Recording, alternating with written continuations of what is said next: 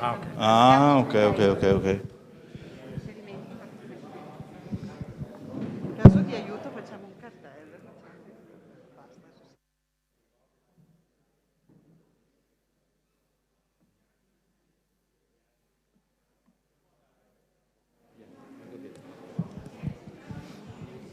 Mi alzo in piedi.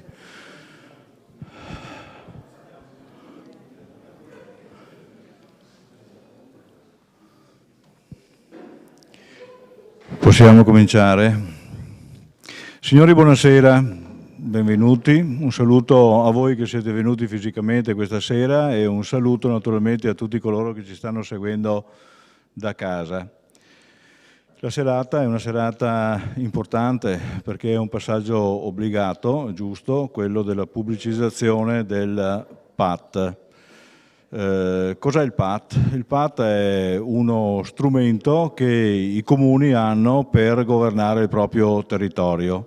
Nella sua stesura è previsto anche che ci sia questa fase di pubblicizzazione per informare tutti di come stanno procedendo i lavori e anche per, chiarendo le idee, avere poi anche eventualmente degli spunti, naturalmente circostanziati, che possono essere utilizzati per migliorarlo ulteriormente. Vittorio Veneto è uno dei pochissimi comuni che ancora è sprovvisto di questo strumento. Perché? Perché sono forse tanti.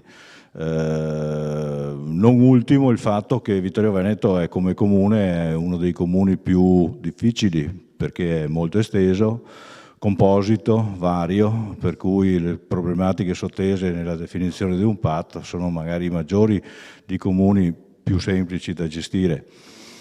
A dire la verità, il PAT, che all'epoca aveva anche un ufficio appositamente allestito per la sua stesura, che era sopra il Palazzo delle Poste, era stato portato avanti anche un grado maggiore di dove siamo arrivati adesso con questa sera, nel 2014.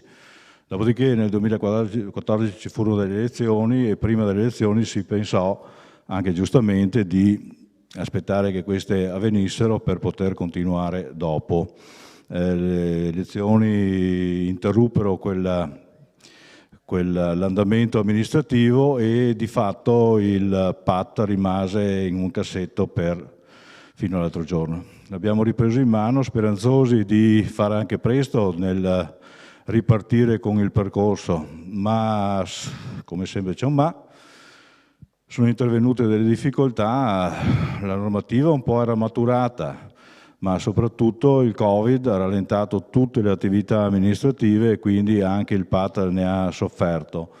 In più abbiamo avuto la fortuna di rientrare come comune nell'ambito del territorio riconosciuto dall'UNESCO e questo ha comportato tutta una serie di vincoli che proprio noi di Vittorio Veneto ci siamo accorti che mai si sposavano con i vincoli preesistenti, particolari anche, che avevamo nel nostro territorio, specialmente nella zona a sud-ovest, e per cui i nostri uffici hanno fatto notare in regione la cosa e in regione hanno dovuto fare un gruppo di lavoro per contemperare le due serie di vincoli in modo da poterli far convivere in modo logico.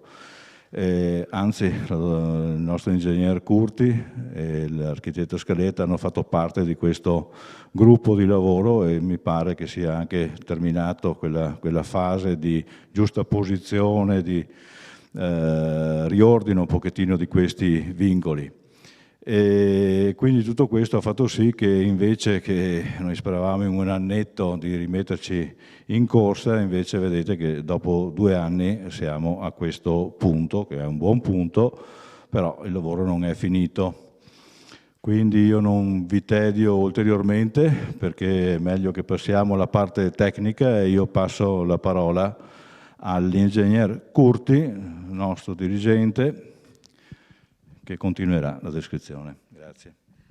Grazie, buonasera a tutti e grazie per essere presenti nonostante il caldo anche numerosi. Io parto già dalla seconda slide di quelle che ho preparato, così vi risparmio i primi 5 minuti. perché il discorso mi allaccia a quello che stava dicendo il sindaco. Questa è la situazione della pianificazione urbanistica nel Veneto a giugno di quest'anno. Quelli in bianco sono i comuni senza il PAT o senza il PATI, che è il PAT intercomunale, quindi come vedete siamo rimasti veramente in un gruppo abbastanza ristretto. Questo significa che oggi diventa assolutamente urgente per il Comune di Vittorio Veneto arrivare quanto prima all'adozione e quindi all'approvazione di questo strumento.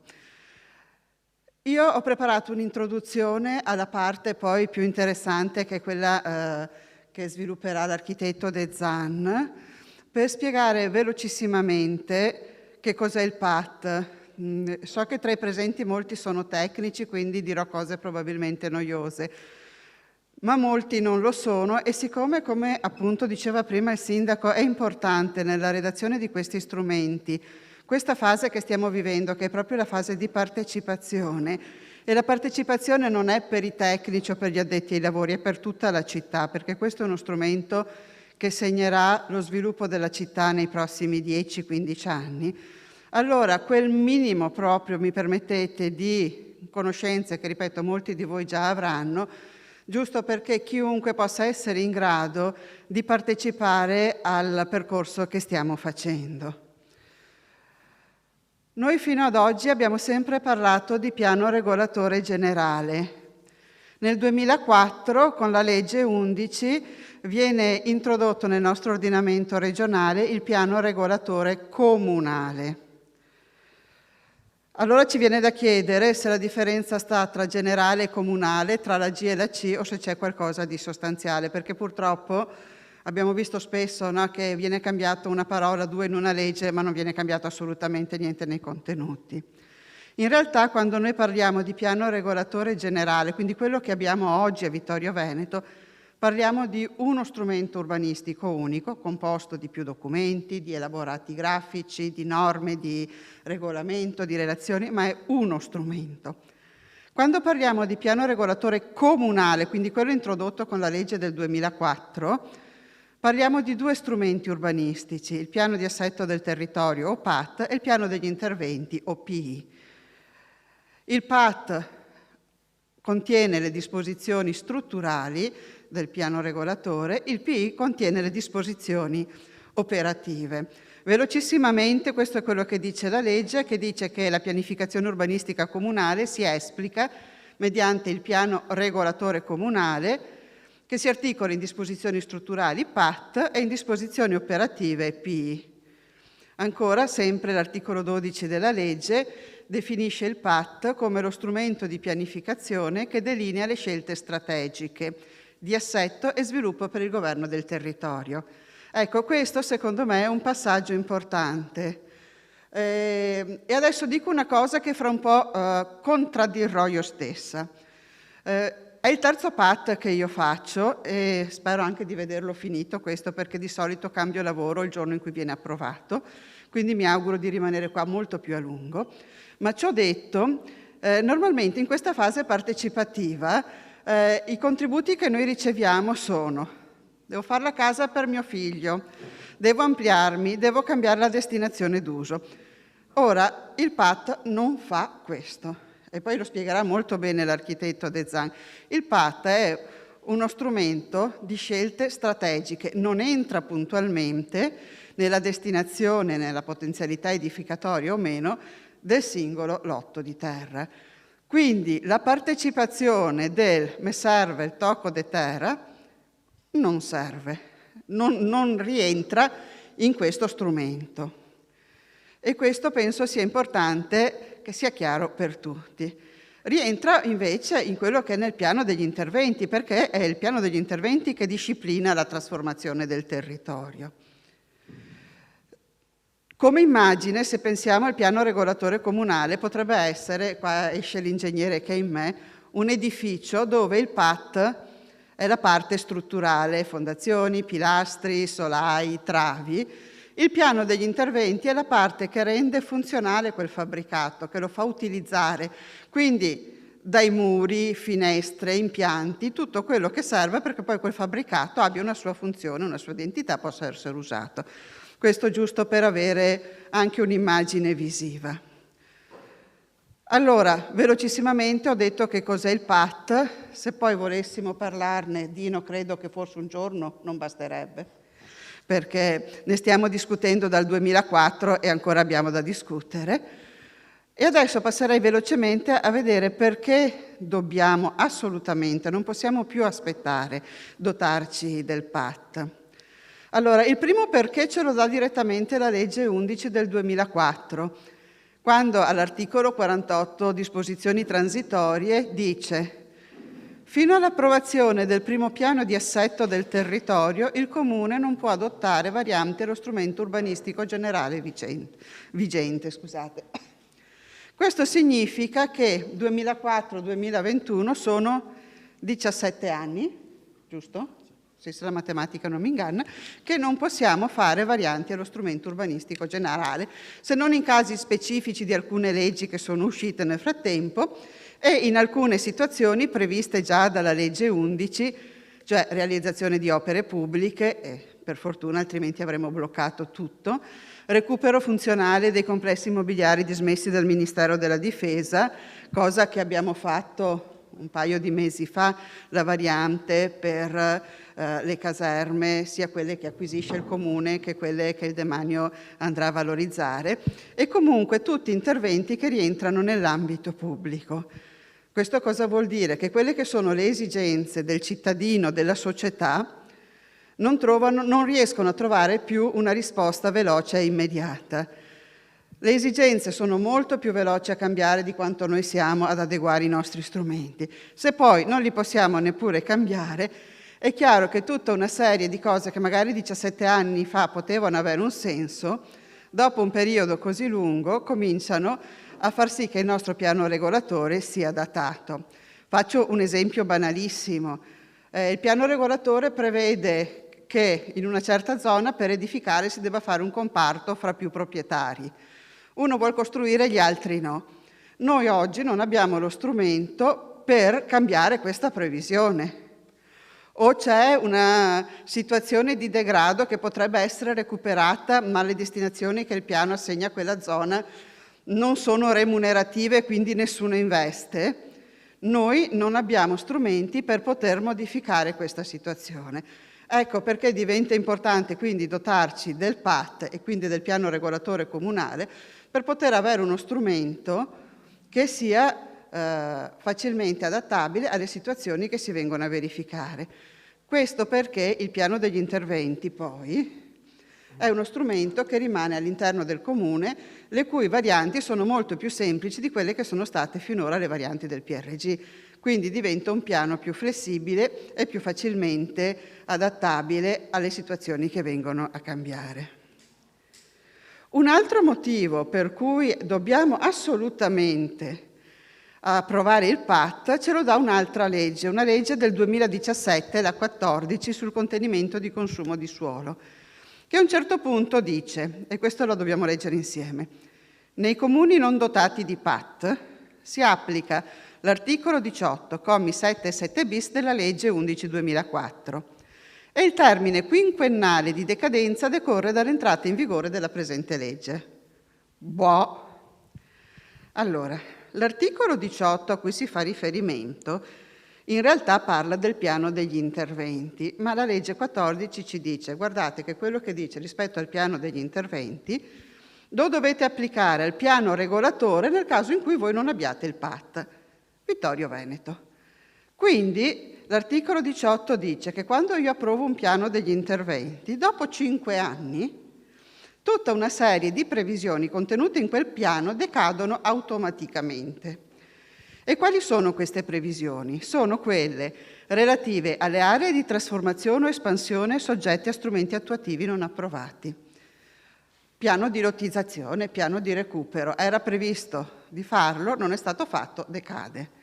Poi in realtà si può prorogare, ma si paga una multa. Però insomma decade. Decadono tutte le previsioni relative a nuove infrastrutture, relative ad aree per servizi per le quali non siano stati approvati i relativi progetti esecutivi, nonché i vincoli preordinati all'esproprio. Cioè, detta in parole povere, dopo 5 anni il nostro piano regolatore, oggi vigente, diventa di fatto quasi inutilizzabile, se non limitatamente agli edifici già esistenti, sui quali si potrà continuare a fare interventi di manutenzione, ristrutturazione. Non facciamo più niente di nuovo. In realtà anche questo è un dubbio, perché nel momento in cui decadono tutti i vincoli preordinati all'esproprio, decade il dimensionamento del piano, quindi diventa veramente impossibile poi operare. E tutto questo nel 2017 sembrava lontanissimo, ma questa legge è entrata in vigore il 24 giugno 2017. Più 5, sempre se la matematica non mi inganna, vuol dire che abbiamo poco più di 11 mesi e 3 giorni per approvare il PAT e non incorrere in questa decadenza. Ovviamente fatto salvo una legge regionale che all'ultimo giorno dica che hanno cambiato idea, però noi oggi lavoriamo con le leggi vigenti e quindi oggi possiamo solo dire che l'anno prossimo il nostro piano regolatore decadrà. E credo che non ci siano in vista leggi regionali che proroghino questo termine, perché dalla direzione urbanistica ci hanno fatto già un richiamo: guardate che siete a scadenza. Altri motivi per cui comunque abbiamo bisogno di fare il PAT, e vado velocissima qua e senza star neanche a leggerle, dal 2008, dunque questo percorso è iniziato nel 2008, lo vediamo fra un po', cioè cambia il mondo. Abbiamo avuto un sacco di leggi di natura urbanistica, abbiamo avuto 10 anni di piano casa, leggi anche di tipo edilizio che però hanno influenza sull'urbanistica, qua ne ho richiamate solo alcune, ma giusto così per dare un'idea. Per cui noi abbiamo uno strumento che in questi 17 anni erano, sì? No, 13 anni, dal 2008 a oggi, 13 anni, non ha potuto adeguarsi a tutto quello che è successo nella nostra regione, se non per minime parti dove avevano aperto delle possibilità anche i piani regolatori. Come accennava poc'anzi il sindaco, è successo anche che siamo entrati nel territorio dell'UNESCO delle colline del Prosecco di Conegliano e Valdobbiadene. Questa è una grandissima opportunità, ma è un'opportunità che va governata su tanti livelli, non da ultimo quello urbanistico. Tant'è che adesso stiamo predisponendo una variante, questo è per fortuna è concesso, al piano regolatore generale, proprio per recepire il disciplinare dell'UNESCO. Variante, diciamo, un po' di minima, nel senso che poi la vera normativa di questa zona la troveremo nel PAT e nel PI. Però per intanto abbiamo comunque l'obbligo di questo recepimento della disciplinare UNESCO. Quindi questa è una parte che va assolutamente disciplinata all'interno del PAT. Da ultimo, quando abbiamo iniziato nel 2008, non avevamo né il piano territoriale di coordinamento provinciale né il piano territoriale regionale di coordinamento, che come vedete sono rispettivamente del 2010 e 2020 e che oggi sono la cornice all'interno della quale dobbiamo muoverci per fare il nostro strumento urbanistico. Velocemente, per arrivare a fare il PAT, ad approvare il PAT, noi siamo partiti con un documento preliminare che è stato adottato nel 2008, è stato sottoscritto un accordo di pianificazione, adesso siamo nella fase di partecipazione. Sembra quasi che il percorso dopo di noi sia lunghissimo, in realtà potremmo anche farcela, vero architetto? In 11 mesi possiamo farcela. Quindi noi adesso siamo nella fase di partecipazione, parallelamente tutti gli studi che stanno collaborando con noi per la redazione del PAT stanno lavorando alla predisposizione delle diverse tavole, dei diversi documenti, di modo che terminata questa fase si possa andare in adozione, quindi come per qualsiasi strumento, deposito, osservazioni, controdeduzioni, conferenza di servizi con la provincia, ratifica, pubblicazione nel BUR e finalmente l'efficacia. Dobbiamo correre. Concertazione e partecipazione, l'abbiamo già anticipato, l'ha anticipato anche il sindaco, quindi non stiamo a leggere cosa dice la legge. L'importante è che in uno strumento generale come il PAT è aperta a tutta la cittadinanza. Ad altri livelli di pianificazione più di dettaglio è aperta magari solo ai diretti interessati, ai portatori di interessi, a determinate associazioni. Qua invece è fondamentale l'apporto di tutti i cittadini. Cosa abbiamo fatto finora?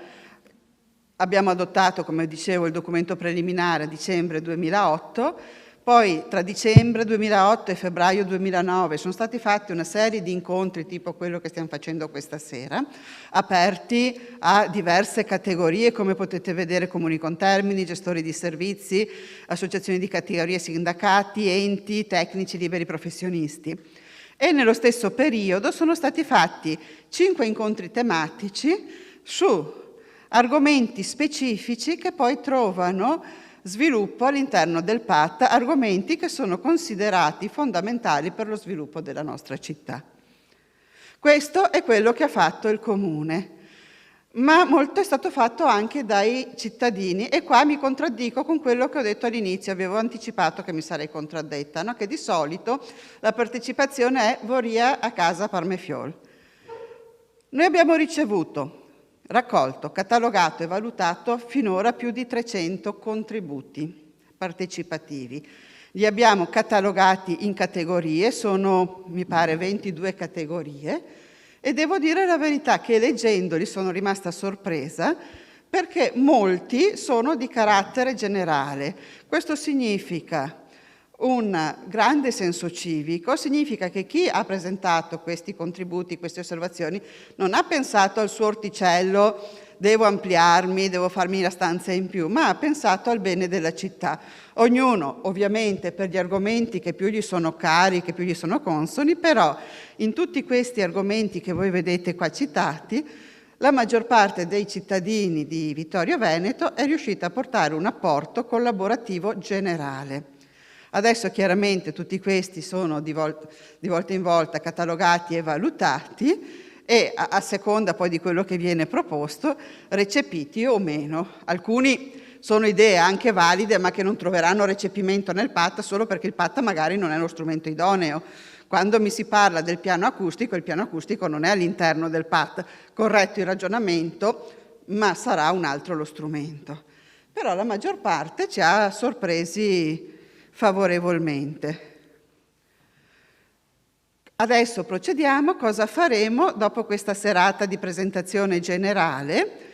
Ricominciamo con gli incontri, perché essendo passati sempre i famosi 12-13 anni di prima è necessario comunque riaggiornare questa fase, e quindi abbiamo in programma già giovedì 3 incontri con i comuni confinanti, con le associazioni di volontariato che operano all'interno del nostro territorio e con le associazioni di quartiere. A settembre, dobbiamo ancora stabilire le date, avremo altri 2 incontri con il mondo produttivo, di cui uno inteso proprio mondo produttivo, industria, artigianato, commercio e servizi, l'altro rivolto al mondo agricolo e agli operatori nell'ambito del territorio UNESCO. Inoltre stiamo organizzando 3 serate tematiche aperte a tutta la cittadinanza su alcuni temi che stiamo valutando particolarmente significativi e che troveranno sviluppo all'interno del PAT. Volevo presentarvi, prima di chiudere, chi sta collaborando con il Comune per portare a termine questo lavoro, quindi lo studio Diretta, e qui accanto a me c'è l'architetto De Zan, lo studio Mate Engineering, lo studio Sintesi, il dottor Marco Pianca che è in mezzo al pubblico e anche il dottor Gino Lucchetta, ai quali va il nostro ringraziamento per il lavoro che stanno facendo. Ovviamente tutto l'ufficio tecnico, sia l'ufficio urbanistica, adesso non abbiamo più un ufficio PAT. Purtroppo rispetto a 12 anni fa siamo molti meno, per cui però tutti stanno, ognuno per la propria professionalità e competenza, stanno collaborando anche all'organizzazione di serate come questa che, credete, comportano un certo lavoro dietro, visto che noi non siamo organizzatori di eventi. Contributi partecipativi che noi ancora aspettiamo e continuiamo a raccogliere, ovviamente fino quasi all'ultimo momento.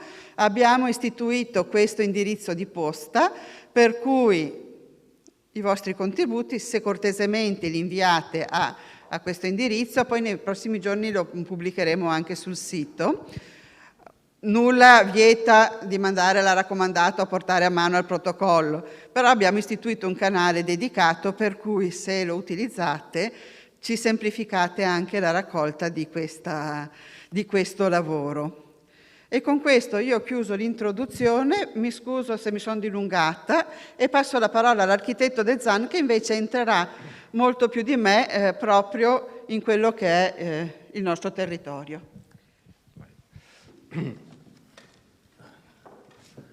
Mi metto in piedi e mi allontano così in modo da lasciare spazio. Allora, un po' l'ingegner Curti ha delineato un po' quello che è il PAT. Vittorio Veneto ha una storia un po' strana, nel senso che siamo partiti presto, purtroppo è rimasto un po', lasciato un po' decantare tutta la strumentazione che adesso vedrete un po' in sintesi, e quindi adesso dobbiamo riprendere, e questi percorsi anche partecipativi siamo obbligati a rifarli, perché giustamente sono passati troppi anni, il mondo è cambiato e quindi dobbiamo anche capire quali sono le esigenze, quali sono anche le sollecitazioni che provengono dal mondo, dai cittadini, dal mondo produttivo, dalla scuola, da tutti quelli che sono interessati, diciamo così, alla costruzione del PAT. Allora, qua io ho fatto delle slide ovviamente un po' per spiegare. Allora, il PAT, come diceva l'ingegner Curti, è uno strumento strutturale, quindi dobbiamo partire dalla struttura anche della città, cioè nel senso che la città è un evento antropologico che ha trasformato un territorio che anch'esso è stato trasformato da alcuni movimenti, qua il geologo mi correggerebbe, ma sono movimenti che hanno trasformato questo ambiente, questo ambito, e quindi ha creato una formazione della struttura urbana particolare, perché c'è la strozzatura di Serravalle che si allarga come fosse una colata morenica verso la pianura. Quindi abbiamo degli elementi strutturali molto particolari per una città, nel senso che è molto lunga e stretta, con appunto delle strettoie anche fisiche evidenti, e dopo questo anfiteatro morenico, che è quello che vedete appunto in rosso, che è la pianura. Come avete visto anche nella precedente slide, anche la conformazione delle colline è particolare, si vede un po' tutta la tensione anche dovuta a questi movimenti tettonici. Come diciamo che la struttura e la storia della città sono sia la sua struttura geomorfologica, ovviamente Vittorio Veneto ha anche i due laghi, l'anfiteatro morenico che dicevo prima, e il fiume Meschio, che ovviamente è un elemento importante e che comunque delinea e condiziona anche fortemente la città. L'altro aspetto è anche un po' la storia invece, la partenza di Vittorio Veneto nella storia, quindi le due città, la città giardino industriale che ha avuto uno sviluppo particolarmente importante, dopodiché un'unica città e i quartieri, i borghi, perché ovviamente non bisogna ricordare che Vittorio Veneto è formata anche non solo dalle Serravalle e Ceneda, insomma, quindi dall'unione di queste due città importanti, ma ci sono tutti i borghi e i quartieri che stanno all'esterno, a nord e a sud della stretta di Serravalle. Tutte le infrastrutture che hanno condizionato e condizionano comunque la città, quindi la ferrovia. Io ho messo solo un appunto come sarebbe stata la città se la ferrovia Vittorio Sacile fosse rimasta, no? E quindi come sarebbe cambiata la città se ci fosse rimasta quell'infrastruttura che invece non c'è più. L'autostrada, che anche questa ovviamente ha effetti positivi e negativi, no? Dal punto di vista, uno dice dal punto di vista ambientale, paesaggistico, magari sul Fadalto ha un impatto importante, però dal punto di vista viabilistico, dal punto di vista di attrazione per la città, ovviamente una strada come questa, principale importante, che adesso poi probabilmente verrà anche così potenziata nello sviluppo verso nord, verso Cortina e verso anche l'Austria. E ho messo la ferrovia, abbiamo detto, è la grande zona industriale, perché anche la grande zona industriale comunque è importante, perché è una delle più grandi piattaforme che abbiamo in Veneto, che ovviamente diciamo, sostituisce quello che una volta erano tutte le attività, gli opifici industriali che si trovavano lungo il Meschio, perché utilizzavano la forza dell'acqua per fornire energia alle attività industriali. Torno indietro un attimo. L'altra cosa ovviamente è la struttura demografica, cioè nel senso, dopo vedremo che ovviamente la popolazione e la conformazione della popolazione cambia nel tempo. Quindi anche questo è importante, perché ovviamente dobbiamo interpretare e leggere le nuove esigenze o capire anche quali sono le esigenze future della città. Il PAT ha una validità di 10 anni, quindi noi dovremo vederlo nel 2030, quali sono gli effetti di quello che andiamo a decidere adesso. E ovviamente appunto la città cresce nel senso non dal punto di vista magari demografico, ma cresce e cambia soprattutto perché cambiano le esigenze. La pandemia, avete visto comunque alcune situazioni le ha cambiate. Nelle grandi città, non so se avete sentito parlare, c'è questa idea di fare delle micro città da 15 minuti di distanza tra l'abitato e i servizi. Vittorio Veneto, le città medie come le nostre, medio-piccole, diciamo che questa distanza bene o male c'è, quindi i servizi sono raggiungibili con mezzi non auto ma mobilità debole cosiddetta, quindi a piedi o con altri mezzi, la bicicletta, arrivare ai servizi in prossimità. Vado pure avanti. Ho messo queste immagini veloci tratte dall'archivio storico della provincia perché ovviamente ogni tanto che io le guardo anche di altre città si vede com'è cambiata proprio l'immagine della città, perché ovviamente queste sono immagini tra fine 800 e primi 900. Ho preso alcune parti, sono delle zone urbanizzate, qui c'è il municipio, dopo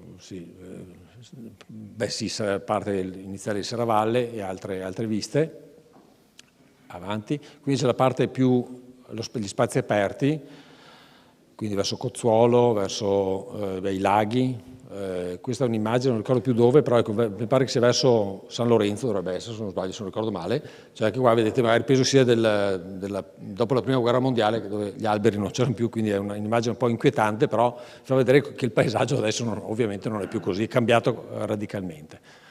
E qua invece i borghi, perché anche i borghi ovviamente, il discorso dell'UNESCO che diceva prima anche l'ingegner Curti, sono importanti, perché i borghi devono essere rivitalizzati recuperando anche la tradizione culturale e architettonica di queste micro architetture molto anche delicate, molto così difficili anche molte volte da ripetere, però è una tradizione che non dobbiamo perdere, quindi anche tutta questa cultura del fare architettura minore, come viene chiamata, però deve essere salvaguardata. È ovvio che dopo il tema lo tratteremo più avanti, è il tema di cosa fare anche di questi spazi vuoti, perché anche questo è un grosso problema. Okay.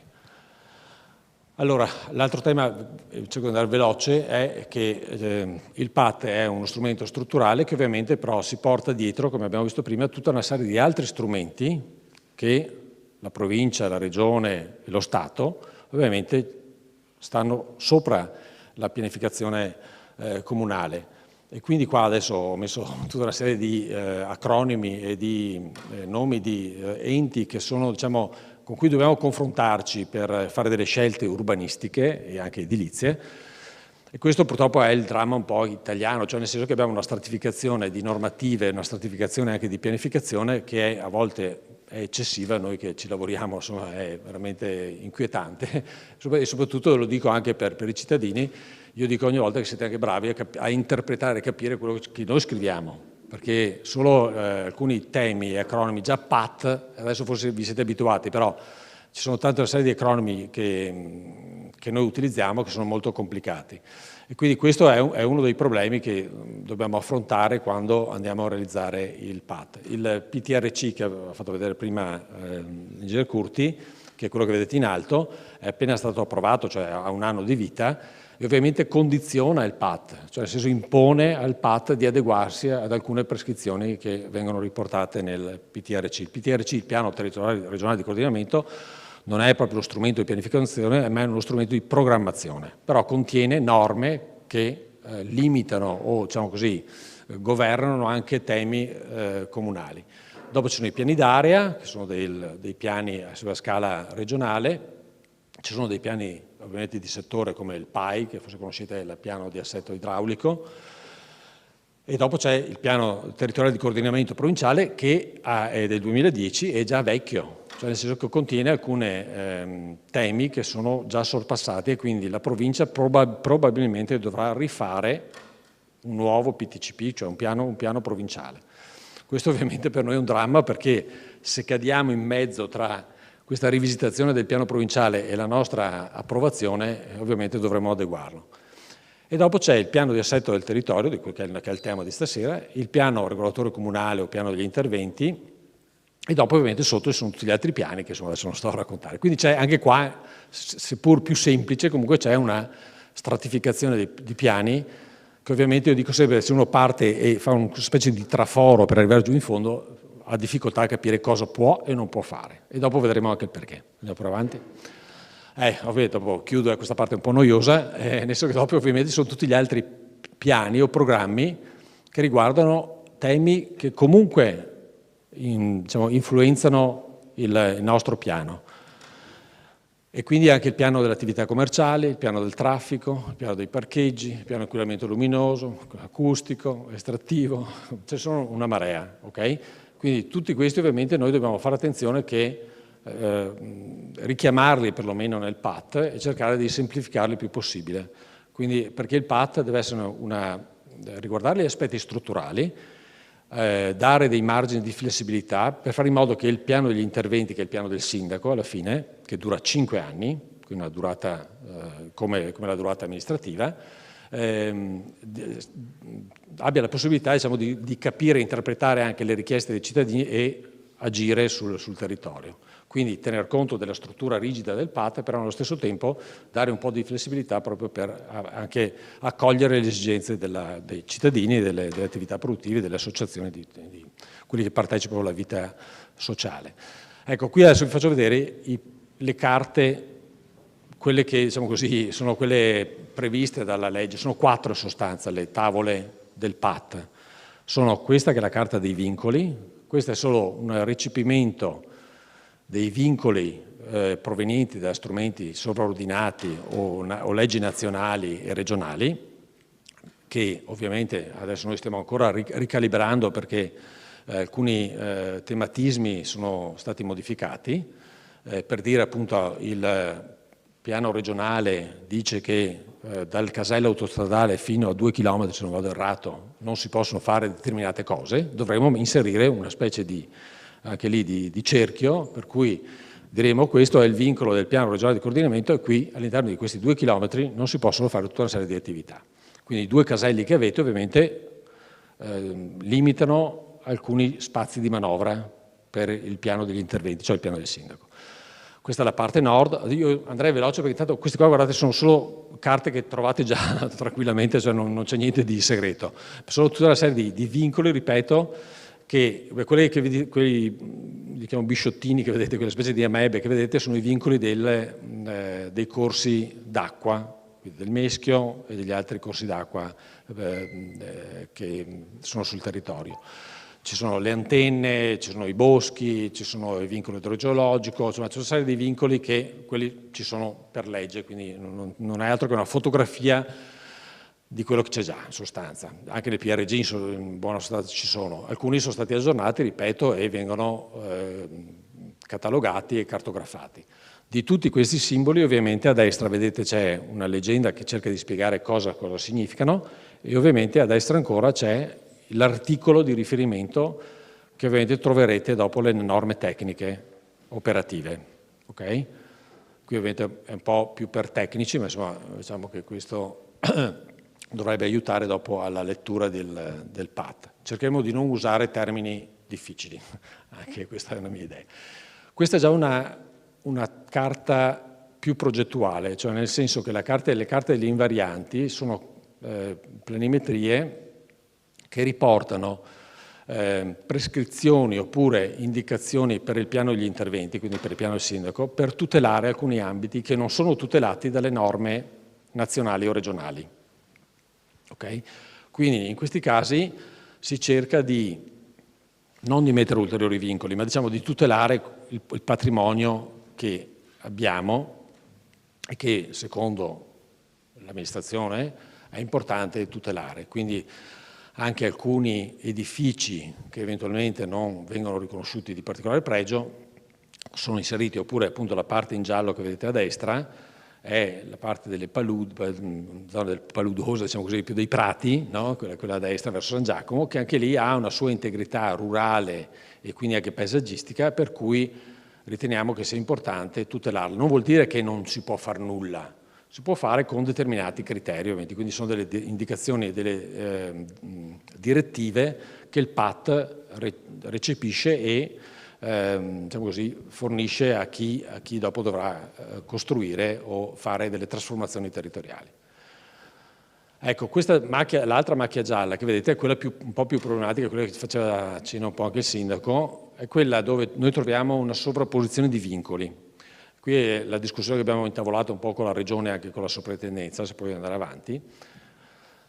Fragilità, qua ci sarebbe il geologo Lucchetta che è più bravo di me, comunque la parte delle fragilità è la carta geologica, quindi dall'analisi che il geologo fa di tutto il territorio stabilisce come una specie di graduatoria dei terreni dove è possibile o dove non è possibile costruire, oppure si può costruire a condizione, quindi c'è una serie di vincoli, anche questi dettati anche dalla morfologia del terreno. Questo siamo a nord di Vittorio Veneto, ovviamente la parte più scoscesa è più difficile, però vedete già appunto il cambiamento dei colori significa anche una difficoltà o meno di poter realizzare su determinati territori, proprio perché l'assetto geomorfologico non permette o permette di realizzare i vincoli. Quindi quello che dicevamo prima un po', questa specie di grande cornice del PAT comunque è condizionata da tutti questi aspetti, cioè non è che abbiamo grandi margini di manovra, ma è anche ovvia questa cosa. Ecco, qui insieme la parte delle carte della fragilità della parte sud, e andiamo invece a quella successiva. Ecco, l'altro tema che ha accennato sempre l'Ingegner Curti è un'altra cornice ulteriore che la Regione ci ha messo nel 2017, cioè il consumo del suolo. Cioè la legge 14 ha prescritto a tutti i comuni di ridurre la trasformabilità delle aree, gli spazi liberi, e quindi ha diciamo così, individuato una quantità, che è la slide successiva, massima di consumo del suolo. Questo tesoretto, che è quello che vedete a destra, aspetta, metto gli occhiali se non ci vedo, 13, quasi 14 ettari, è un tesoretto che il Comune deve fare molta attenzione a spendere, cioè non è che si può dopo ripetere all'infinito, è una tantum, ok? Quindi fino al 2050 noi dobbiamo mettere in atto tutta una serie di azioni virtuose per fare in modo di non consumare questo territorio, cioè di consumarlo al minimo, perché ovviamente è un tesoretto che finisce a un certo punto.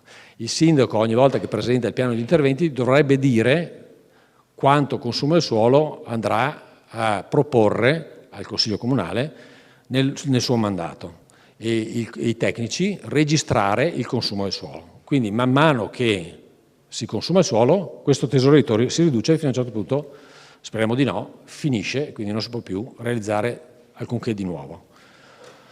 Quindi questo è importante, ovviamente è anche, come dire, è una condizione strutturale anche questa, che ci dice cosa possiamo fare sui bordi soprattutto o sulle aree di trasformazione, cioè le aree dove noi possiamo eventualmente edificare nuovi ambiti. Andiamo pure avanti. Ecco, tornando al discorso dei vincoli, dicevamo prima, questa è una tavola nuova che abbiamo aggiunto e che stiamo discutendo anche con la Soprintendenza e con la Regione, perché in questa zona in particolare, cioè la zona diciamo, che va verso Formeniga, cioè la zona a sud verso tra San Pietro di Filetto, Tarzo e Formeniga, abbiamo un vincolo dei beni ambientali che ci dice che definisce appunto in 3 categorie il paesaggio, senza cartografare il paesaggio, quindi adesso non vorrei entrare in termini troppo tecnici, diciamo, ci dà una serie di condizioni di come si deve costruire in questi territori.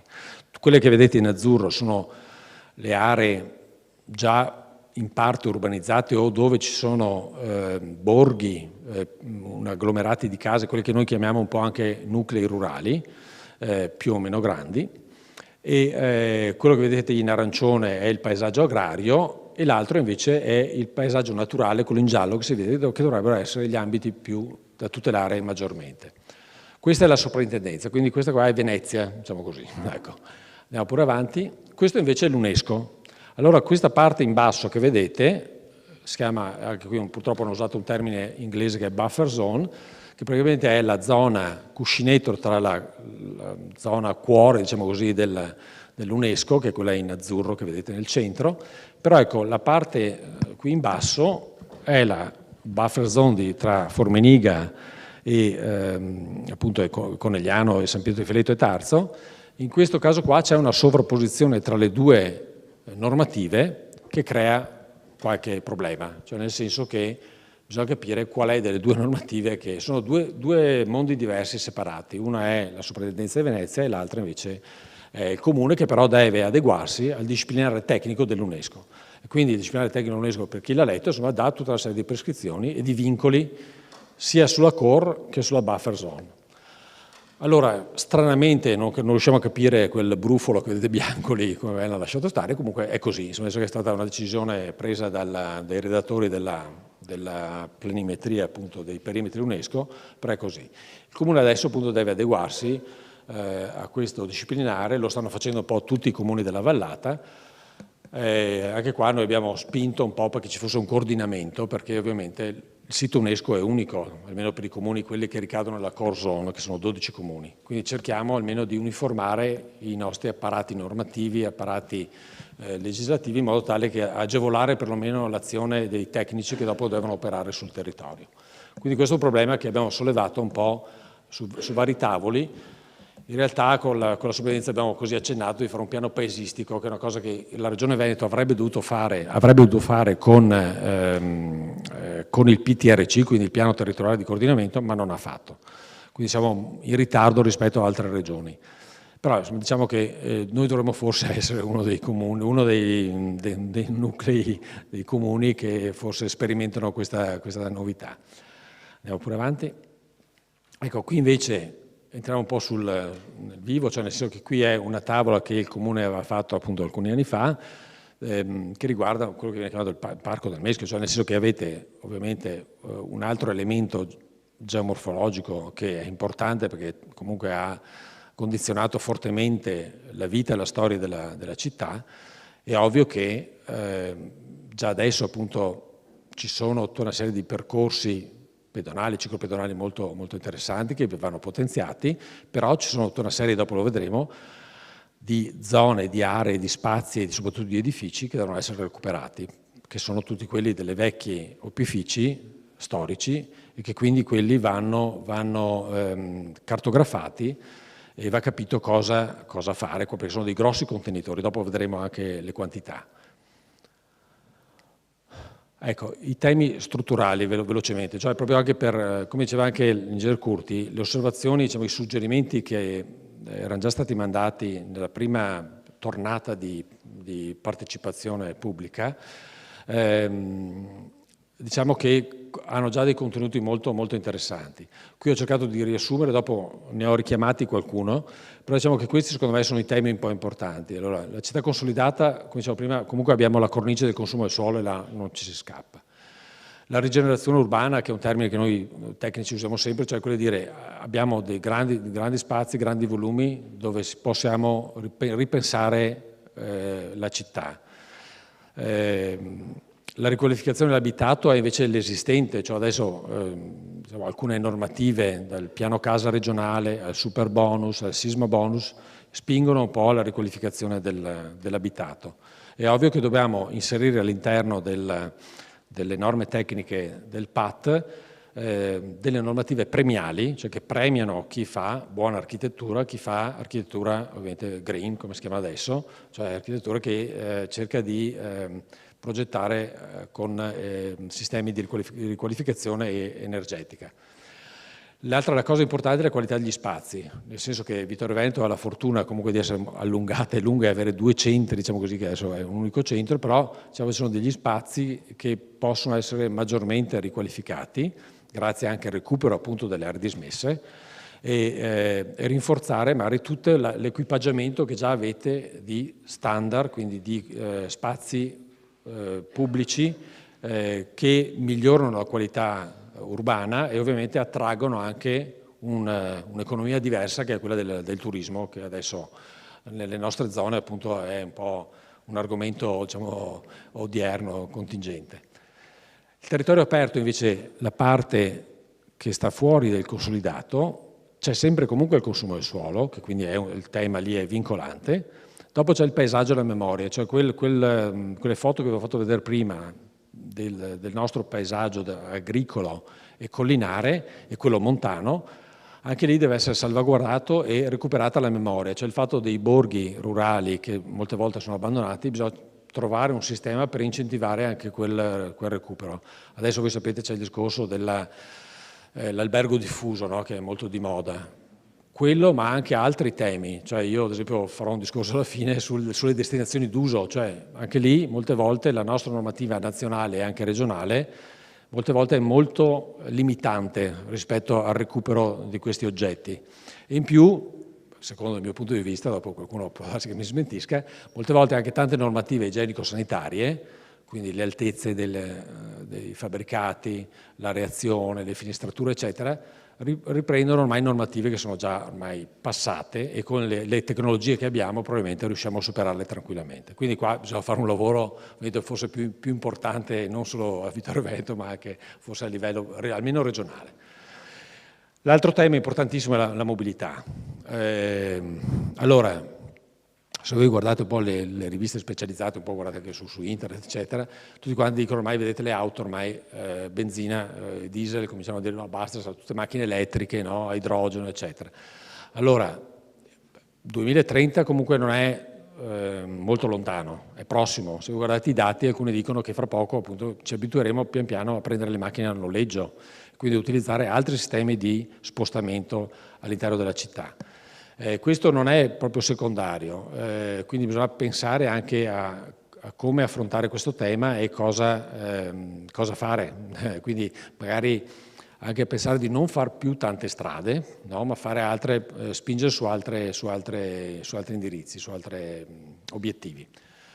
È ovvio che il potenziare percorsi di mobilità debole, cioè la piste ciclabili e pedonali, questo ha due valenze. Uno, quello che dicevo prima, cioè fare in modo che i cittadini possono accedere ai servizi anche a piedi o in bicicletta. Ormai le bike, per chi è anzianotto come me, insomma, sono molto comode e quindi effettivamente si possono raggiungere velocemente e tranquillamente anche gli uffici pubblici di servizio. Però l'aspetto turistico diventa fondamentale perché è uno del punto cruciale, diciamo così, del nostro territorio, quello di potenziare molto le piste ciclabili che interconnettono anche altre piste ciclabili al di fuori del territorio comunale e addirittura ci sono dei percorsi internazionali e quindi questo ovviamente vanno potenziati e vanno messi a disposizione anche di questi fruitori turistici strutture per accoglierli e anche però magari mettere a riparare le biciclette e dare la possibilità di percorrere tranquillamente e in sicurezza il territorio. Dopo ecco il treno e le nuove potenzialità, il treno è stato elettrificato. Non è una cosa banale, perché ovviamente questo treno, se da quello che insomma, si dice, anch'io ho qualche notizia, ma finalmente potrebbe proseguire fino a Cortina o a Auronzo, adesso vediamo le indicazioni più precise della regione, o anche a Agordo, beh, insomma, alla fine non è proprio così banale. Cioè il fatto che Vittorio Veneto comunque si trovi lungo questo percorso Venezia-Cortina, bisogna fare in modo che la gente si fermi qua. Cioè bisogna fare in modo che la gente smonti dal treno e si fermi a Vittorio Veneto, in qualche modo bisogna bloccarli perché è una città molto bella e quindi ci sono tutta una serie di attrattive culturali e anche storiche importanti, quindi deve essere potenziato questo aspetto, cioè quindi la riqualificazione anche della stazione diventa uno degli elementi che nel PAT dovremo affrontare. L'ambiente ovviamente, questo è ovvio, insomma, ma ovviamente va all'interno anche questo del PAT, tutelare le risorse ambientali, quindi salvaguardare tutto quello che potrebbe intaccare le risorse che abbiamo, e quindi cercare di mettere in atto tutta una serie di azioni, anche qui virtuose, per salvaguardare i corsi d'acqua, le parti collinari, le parti appunto montane, i laghi, l'aria stessa. Quindi tutti questi aspetti che riguardano l'ambiente, incentivare appunto, dicevo prima, il consumo di risorse energetiche e promuovere appunto processi virtuosi, cioè quello di dire che nella riqualificazione di alcuni ambiti premiare chi utilizza determinati sistemi costruttivi. I sistemi costruttivi adesso sono, chi è un po' esperto del settore, comunque stanno cambiando anche quelli, ci stiamo un po' abituando anche a sistemi, diciamo così, tecnologici diversi, innovativi, e quindi questo ovviamente comporta il fatto che noi nel PAT dovremo scrivere che chi utilizza questi sistemi va premiato. Dopo l'ultimo tema che avevo un po' affrontato prima, quindi la città che cambia, è la popolazione come sta cambiando, il lavoro come sta cambiando. Questo è uno dei temi che affronteremo anche nei prossimi incontri, perché comunque la piattaforma che dicevo prima industriale è importante, e vedrete dopo i numeri, e con il lavoro io ovviamente ho messo sotto la formazione, perché ovviamente la formazione dei nostri ragazzi è importante per la loro vita, ma è anche ovviamente per il lavoro e per mantenere comunque salda appunto tutta una serie di economie che abbiamo ancora per fortuna nel nostro territorio. Ultima, ma non ultima, la cultura. Il fatto di avere tutta questa serie di spazi molto interessanti da riqualificare non può, come diciamo così, trascendere dal fatto che questi spazi, come dire, non possiamo pensare solo che questi spazi vengano trasformati in residenza, in centri commerciali o altre cose. Questi spazi vanno riconvertiti anche per spazi pubblici, quindi spazi che creano cultura, perché la cultura, bene o male, è il motore di tutta una serie di possibilità di trasformazione di alcune aree e danno la possibilità anche a chi investe di migliorare la qualità di questi ambiti. Allora, qua andiamo veloci, l'andamento demografico dal 2008 ad oggi è un po' esagerata la curva, ma diciamo che comunque c'è un calo della popolazione. Questo non è una bella cosa, cioè nel senso che ovviamente dobbiamo capire perché c'è un calo della popolazione.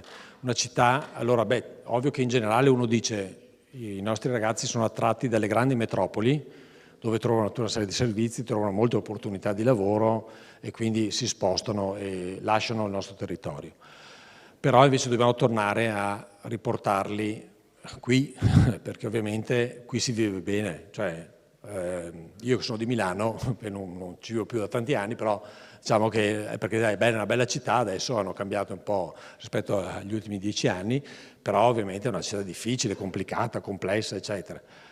Vivo meglio a Vittorio Veneto, dove vivo adesso, quindi è ovvio che dobbiamo attrarli perché dobbiamo dare loro la possibilità di lavorare, di avere i servizi e ovviamente di avere la casa. Okay? Quindi questi 3 temi sono i temi importanti che attraggono anche più giovani. Andiamo pure avanti. Vabbè, maschi e femmine, insomma, è soltanto per capire un po' qual è l'andamento, e i nuclei familiari, che vedete qua è un po' più un andamento ondivago, però anche questo vedete che c'è adesso un piccolo rialzo dei nuclei familiari, però se andiamo alla slide successiva abbiamo una media del nucleo familiare di 2,2 persone per nucleo familiare, quindi ovviamente vuol dire pochi bambini, pochi figli. Quindi questo può cominciare a diventare un problema, perché è un problema generale, non è solo vittoriese per carità. Però noi che abbiamo secondo me le potenzialità per riportare la popolazione a crescere, perché insomma, ripeto, la città è molto bella, l'ambiente è molto bello. Chi viene dall'estero, tutti penso immagino i vostri amici o colleghi dicono sempre quando sono qua, sono abbagliati un po' dalla bellezza delle nostre colline, anche delle nostre città.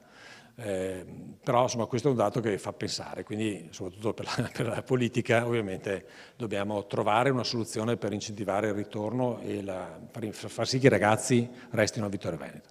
Andiamo pure avanti. Questa invece è la piattaforma industriale, cioè qui è un'analisi che avevo fatto su un altro lavoro, però ovviamente c'è Conegliano e Vittorio, però vi fa vedere che non è così banale, ha una dimensione di circa 1,5 milioni di metri quadri.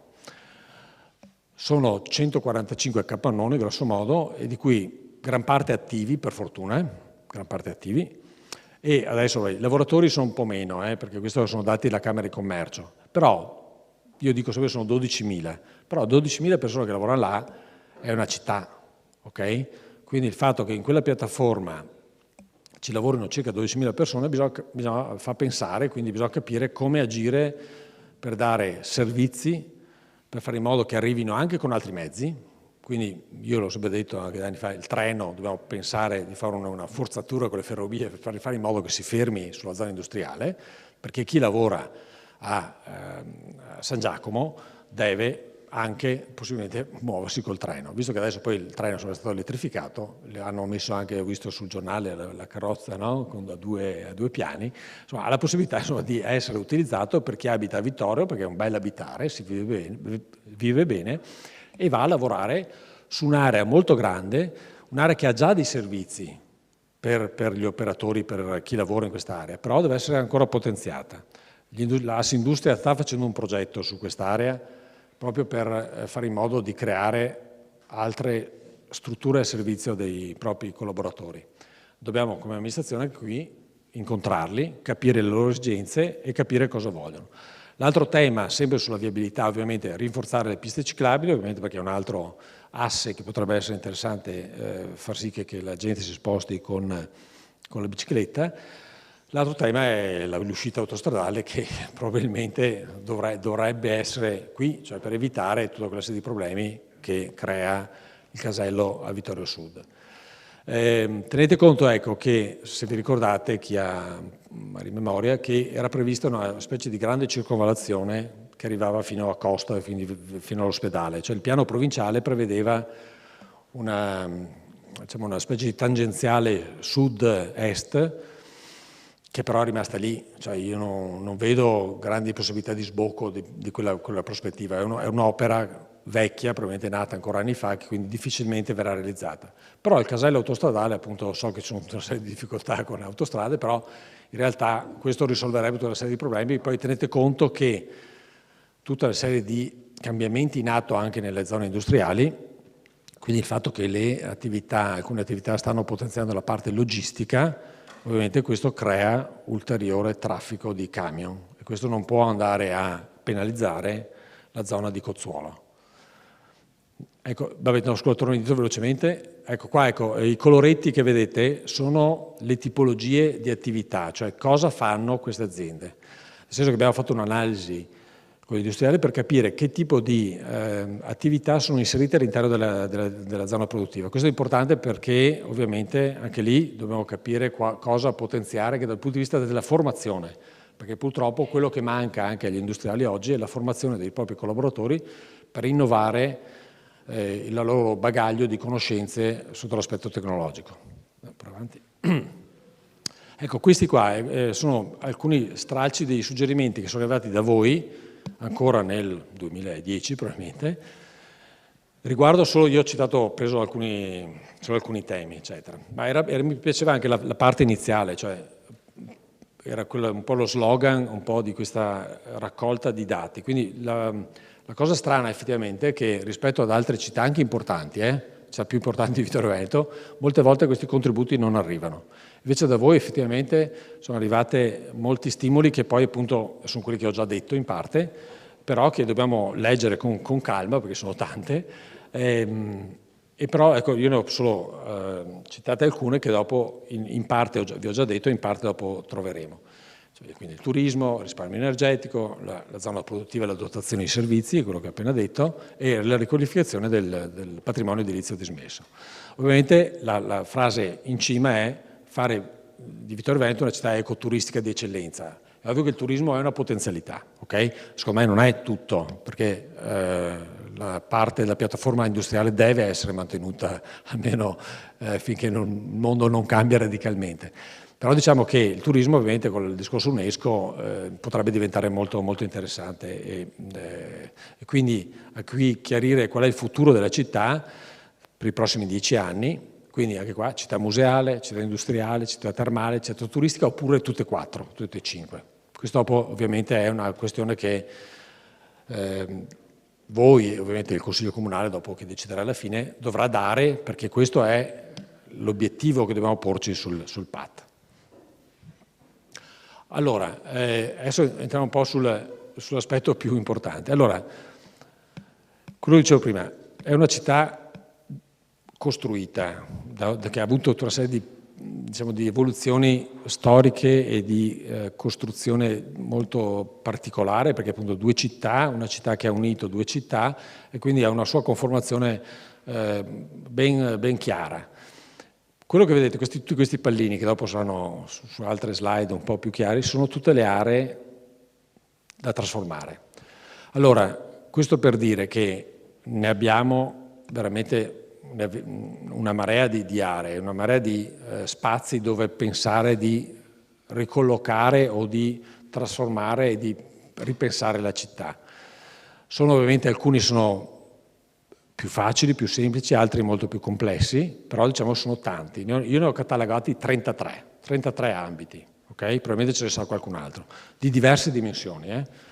Però diciamo che tutti questi ambiti devono essere ripensati. Sono in parte private, in parte pubbliche, in parte anche sono soprattutto ovviamente di enti religiosi, soprattutto Ceneda, e quindi anche qui abbiamo coinvolto la Curia per capire se sono interessati e come sono interessati, perché comunque dovremo trattarli, non possiamo pensare di lasciarli con una destinazione diciamo, nulla, dove non c'è niente, dove non prevediamo niente, quindi dobbiamo pensare a cosa fare. E sono tanti, quindi anche questo con l'amministrazione dovremo confrontarci, perché non è così banale come situazione. Andiamo pure avanti. Ecco, sulla sinistra vedete le 33 aree così catalogate velocemente, e sulla destra le aree ovviamente nord e sud estremi, la punta e diciamo, la coda in basso. Quindi a nord c'è l'Enel, anche lì dove stiamo facendo un ragionamento di riqualificare appunto alcuni pezzi di quell'ambito che ha sia una sua storia appunto anche lì produttiva, ma anche un aspetto ambientale da riqualificare. A sud l'acquisizione ad esempio dell'aviosuperficie è un tema non banale, è una superficie molto grande, quindi anche quella dobbiamo comunque pensare di trattarla, è una proprietà vostra, cioè nostra, del comune, e dobbiamo pensare cosa farne di quell'area. Non possiamo certamente lasciarla lì, ma non per consumarla, ma per pensare come trasformarla magari in un grande parco o qualcos'altro.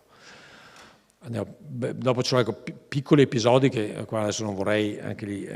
Qua invece ovviamente cominciamo a ragionare sull'asse del Meschio, e quindi tutte le attività, gli opifici che si attestavano lungo il corso del fiume e che ovviamente devono essere anche questi ripensati, cioè nel senso cosa facciamo. Allora il PAT non dà indicazioni puntuali, però dice se possono essere trasformati in qualcos'altro, quindi quelli che noi chiamiamo generalmente o progetti complessi o progetti speciali.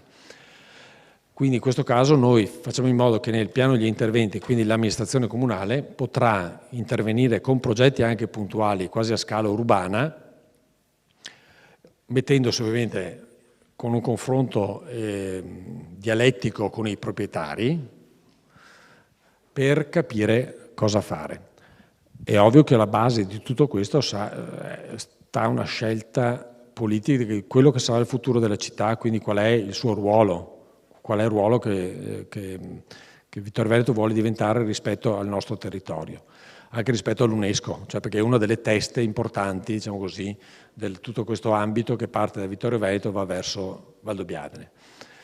Andiamo pure avanti con essere un po' più puntuali. Sono una quantità, è una quantità enorme, e sono aree molto importanti che già conoscete tutti, perché ovviamente sono sempre le stesse, non è che cambiano più di tanto, però la caserma Gotti, che è quella in basso in centro, è un'acquisizione recente di gran parte dell'area, è diventata pubblica, e questo ovviamente non è così banale, perché è in centro, è una dimensione importante, e quindi io dico sempre che il primo motore di una trasformazione è l'amministrazione pubblica, cioè l'amministrazione pubblica deve decidere cosa fare, come intervenire e partecipare anche alla trasformazione.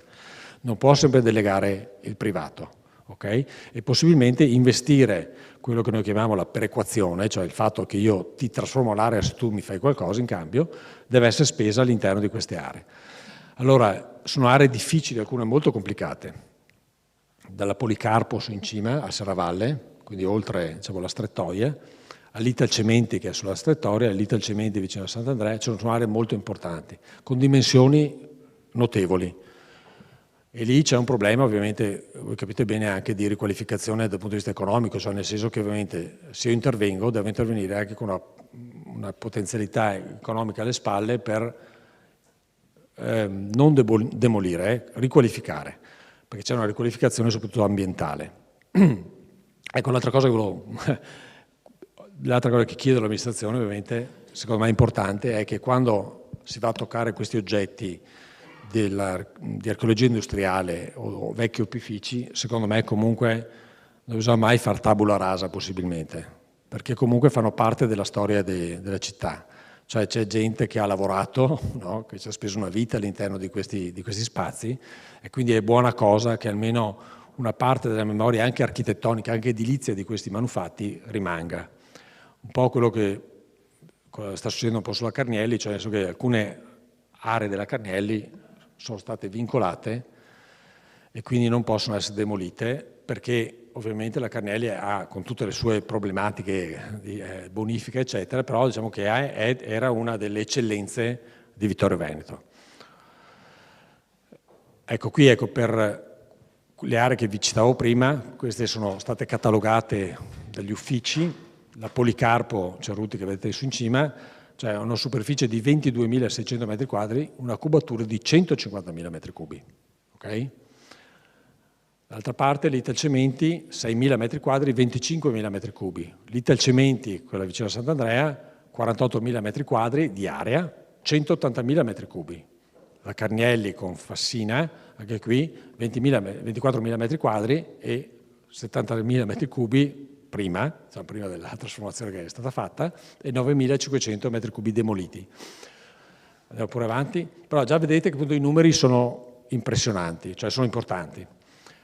Più a sud, Ceneda, c'è tutto il problema, appunto diciamo prima, delle proprietà religiose, diciamo così, che anche quelle alcune sono dismesse, cioè non sono abbandonate, e quindi anche queste bisogna capire come vengono trasformate senza lasciare. Cioè tutta questa fase successiva di questi progetti speciali ovviamente sarà una fase molto delicata, perché l'amministrazione dovrà proprio confrontarsi con chi diverrà o è il proprietario di queste aree, capire cosa vuol fare, capire se rientra nei criteri strutturali che ci siamo dati adesso. Okay? Però anche qua vedete ce ne sono una marea, che qui i numeri adesso non vi leggo tutti, però sono numeri tutti molto, molto importanti. Per farla breve sono circa 33 aree, vi dicevo, e siamo a circa 640.000 metri cubi di edificato. 640.000 metri quadri, scusate, di superficie. 640.000 metri quadri di superficie è un'enormità, ok? Quindi noi dobbiamo fare in modo, invece che, insomma, troveremo anche spazi per la trasformazione di aree nuove, però abbiamo un tesoro enorme che dobbiamo valorizzare, cioè dobbiamo prima lavorare su queste aree prima di andare a occupare altro nuovo territorio. È ovvio che la ricucitura dei bordi, le piccole, diciamo così, margini che sono sfrangiati, eccetera, quello, diciamo, non è la trasformazione importante. Però noi dobbiamo partire da qua, cioè qua, secondo me, è la sfida che l'amministratore deve prendere in mano e capire con anche dei finanziamenti anche pubblici in alcuni casi, e speriamo adesso che ne arrivi qualcuno, però fate conto che la Regione ha appena emesso un bando, ieri o l'altro ieri, per incentivare la demolizione di alcuni vecchi fabbricati, proprio perché in alcuni casi, come diciamo, abbiamo visto prima, la Policarpo, che ha praticamente coperto tutto, potrebbe demolire e avere un finanziamento della Regione per la demolizione parziale almeno di una parte di quei fabbricati, per riportarlo a terreno naturale, che è quello che ci dice la legge sul consumo del suolo, cioè quello di incentivare il recupero del terreno naturale che abbiamo perso nel corso degli anni. Questa è la Marinotti, anche questa è una superficie, vedete, sono sempre numeri importanti, e l'ex Mafi che è proprietà del comune, che questa bisogna capire cosa fare. Qui vi ho messo solo delle cose che insomma, stanno facendo anche da altre parti, quindi questa è l'area ex Pagnosin a Treviso, insomma, vicino all'aeroporto. Qui l'ha comprata un industriale e l'idea è quella, e già in parte lo ha fatto, di trasformare, mantenendo anche in piedi la vecchia fabbrica, quindi senza demolire, come diciamo prima, i fabbricati, e cercare di trasformarla in destinazioni diverse, non quindi destinazioni produttive o alberghiere o solo direzionali o commerciali, ma invece qui c'è un po' di tutto, c'è la parte magari della vendita anche di prodotti locali, c'è però una sala convegni, ci sono spazi anche per fare lo sport all'interno, quindi bisogna avere anche un po' di creatività, però è una creatività ovviamente che si costruisce col piano degli interventi, ma noi dobbiamo dare nel PAT la possibilità che questa flessibilità venga attuata e prevista. Questo invece è un intervento a Valdobbiadene, quindi l'altra testa della zona UNESCO. In questo caso è il recupero della vecchia Sissi, che è quella che si faceva le calze da donna, che forse conoscete, e qua è stata quasi completato il recupero. E qui ad esempio c'è la scuola di formazione DF, che è una scuola riconosciuta dalla Regione. Ci sono circa 200 ragazzi che diverranno cuochi o camerieri all'interno delle nostre attività di ristoranti e trattorie, e occupa gli ultimi 2 piani della vecchia opificio. Dall'altra parte ovviamente un po' di commerciale, adesso c'è un ufficio di un notaio, adesso c'è un altro che vende prodotti per gli animali, adesso c'è un piccolo alberghetto, adesso viene fatto un altro, cioè destinazioni plurime, che è quello che secondo me è importante, cioè dobbiamo lasciare la flessibilità in modo tale che queste strutture, che hanno una loro storia, che hanno una loro caratteristica anche dal punto di vista edilizio, deve essere lasciata la possibilità di essere trasformate, non dico in tutte le destinazioni, ma insomma gran parte delle destinazioni possibili. E su questo ci lavoreremo con l'ingegnere, perché non abbiamo, ci sono anche difficoltà normative e un quadro un po' rigido anche della nostra normativa nazionale. L'ultima, vabbè, questa invece è quella San Fior, questa invece è più pesante, più vicina un po' alla Carnielli come dimensione, perché qui sono stati tolti non so quante tonnellate di Eternit, ovviamente questa è una riqualificazione un po' pesante, diciamo così, dal punto di vista dopo della destinazione futura, però in realtà anche in quella torre che ormai è quasi finita ci andranno anche molte attività innovative, direzionali, quindi che possono diventare un punto anche di incontro e di scambio di idee con attività che hanno diciamo così, le possibilità di scambiarsi appunto informazioni e dati, quindi diventa una specie di piccolo centro di formazione dal punto di vista direzionale, quindi legato molto alla tecnologia, legato molto all'informatica, anche al nostro mondo dell'architettura, quindi diciamo così è uno degli elementi di trasformazione. È ovvio che tutto questo intervento, a parte la bonifica che è stata molto pesante, dicevo, questa era la vecchia Zanussi, quindi è stato trovato sotto anche tutta una serie di materiali di scarico della vecchia fonderia e molto Eternit, però ha dato la possibilità al Comune di ottenere circa 5 milioni di contributo straordinario per la trasformazione, che hanno dato la possibilità al Comune di fare nuove scuole, nuove piste ciclabili, insomma c'è uno scambio anche ovviamente perequativo, come dicevo prima, che deve essere governato in maniera adeguata. E quindi anche nel PAT dobbiamo fare in modo che tutte queste regole vengano, diciamo così, come dire, individuate e incorniciate all'interno della normativa. Io mi fermerei qui, perché sennò diventa un po' noioso. Grazie.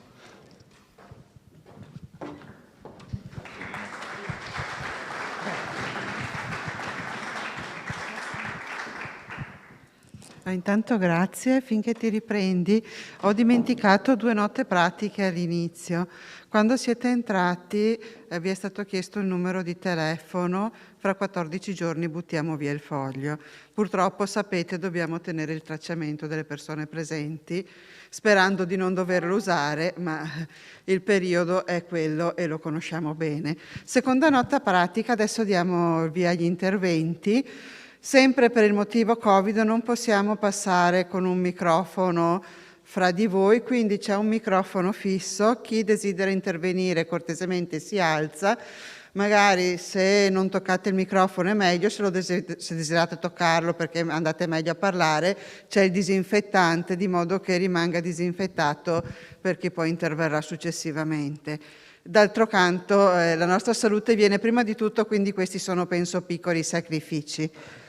Io ringrazio l'architetto De Zan per l'illustrazione che ci ha fatto e adesso se qualcuno desidera intervenire, chi interviene cortesemente dice nome e cognome perché in queste serate noi comunque verbalizziamo tutto perché fa proprio parte del processo di formazione del PAT. Quindi abbiamo anche bisogno di sapere chi interviene ed eventualmente se in conto di un'associazione, di un'attività, di un qualche cosa. Grazie.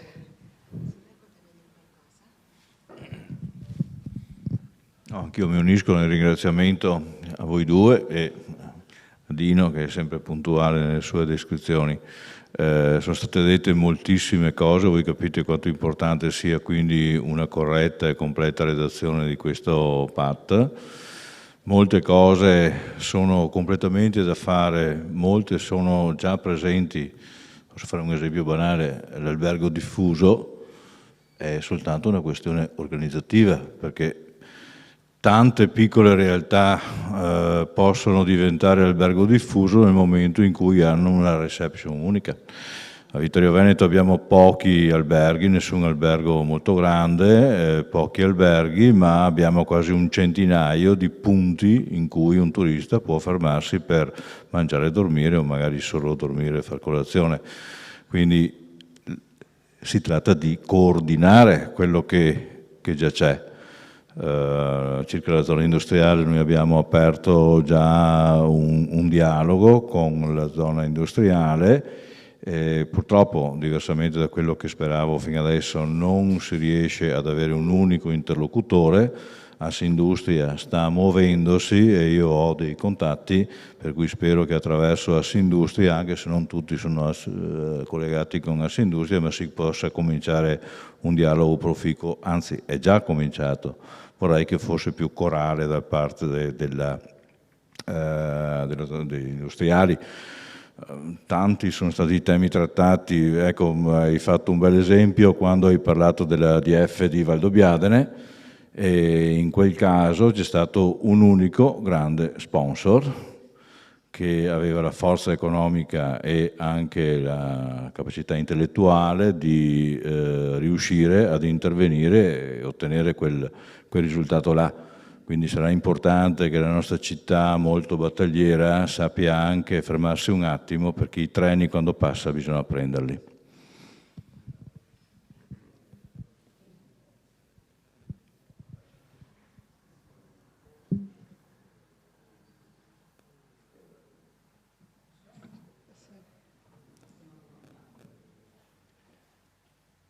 Buonasera, sono Gianni Rasera.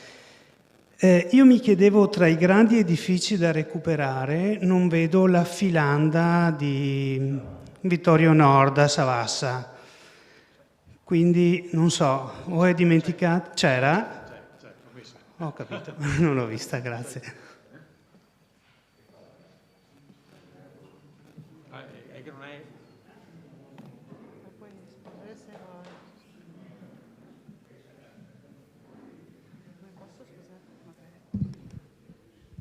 Allora, scusate, rispetto a quest'ultima domanda, non entro nel merito, ma il lavoro che è stato fatto in questi ultimi giorni per predisporre la serata, chiaramente abbiamo fatto una prima ricognizione. Questa non era una tavola ufficiale, queste sono tavole su cui stiamo lavorando, quindi ben vengano segnalazioni se ci siamo dimenticati qualcosa. Nello specifico poi la scala non permette neanche di vedere bene cosa c'è o cosa non c'è, però insomma queste sono segnalazioni che anzi a noi servono, ma queste non sono le tavole che andremo ad approvare, soprattutto queste dove abbiamo individuato i contenitori cosiddetti vuoti. È ancora una tavola di analisi che stiamo costruendo mano a mano, anzi ben venga l'apporto di tutti. Prego. Allora, buonasera, io mi chiamo Gianpietro Vascellari e sono un po' anche frastornato perché nel ringraziare i relatori di questa squisita panoramica è come entrare in un negozio e vedere 50 paia di scarpe, quale vuole? Arca miseria.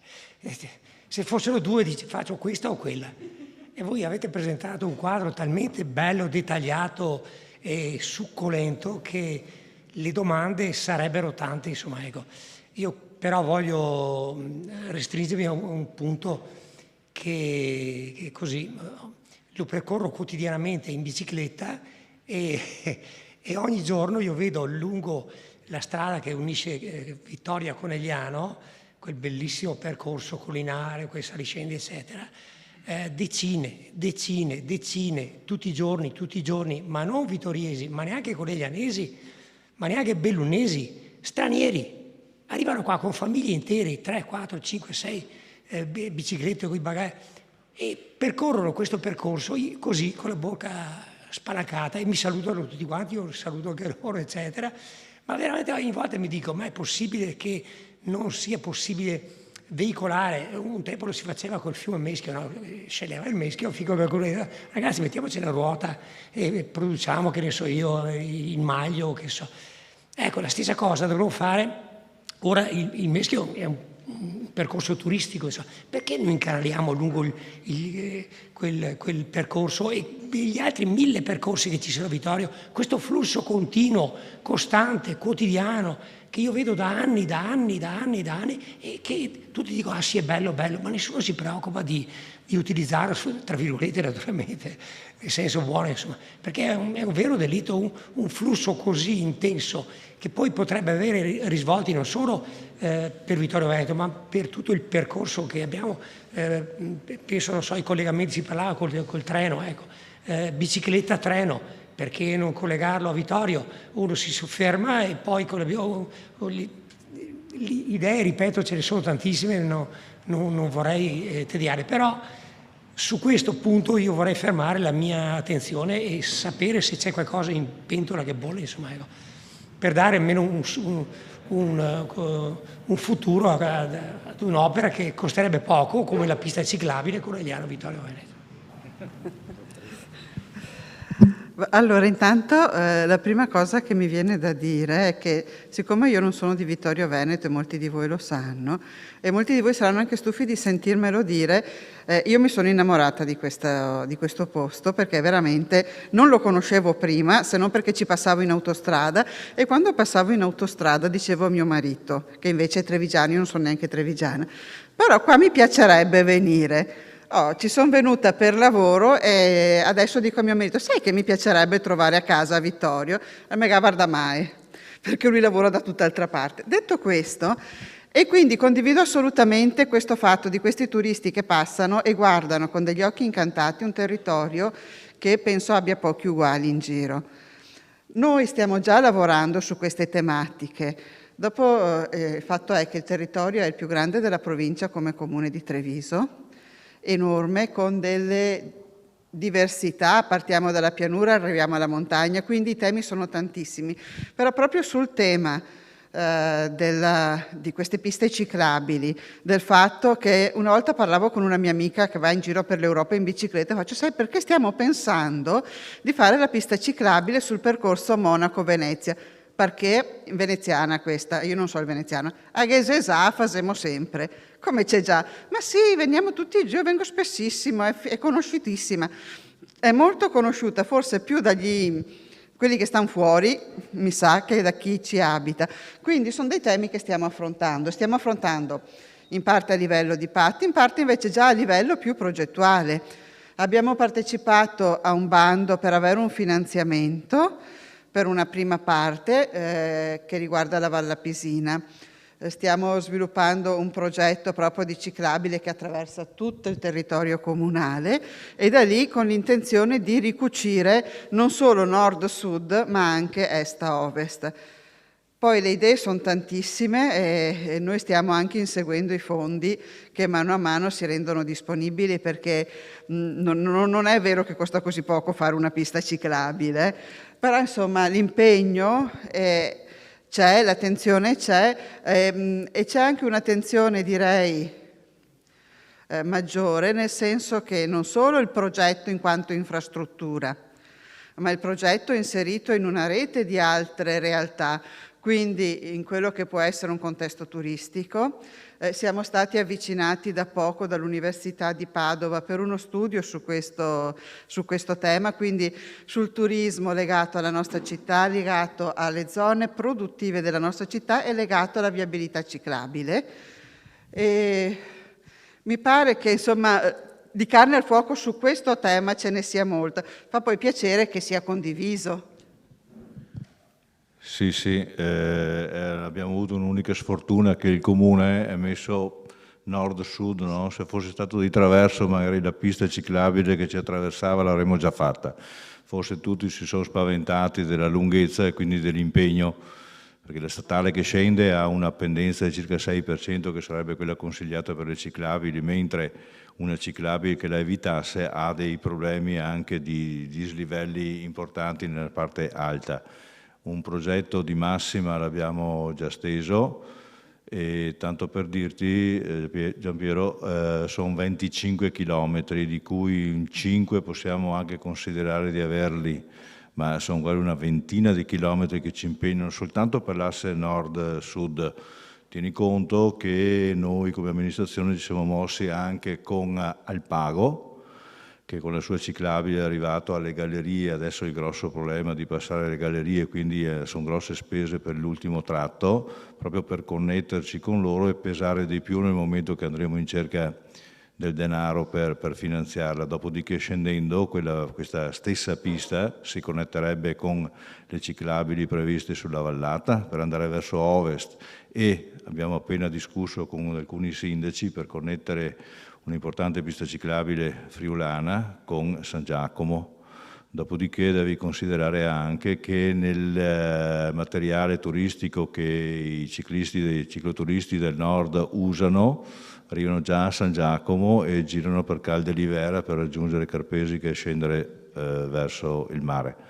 Quindi sono tutti elementi che noi dobbiamo giustapporre con questa opera, che però non è uno scherzo, perché sono appunto una ventina di nuovi chilometri da realizzare, non sempre facili da fare.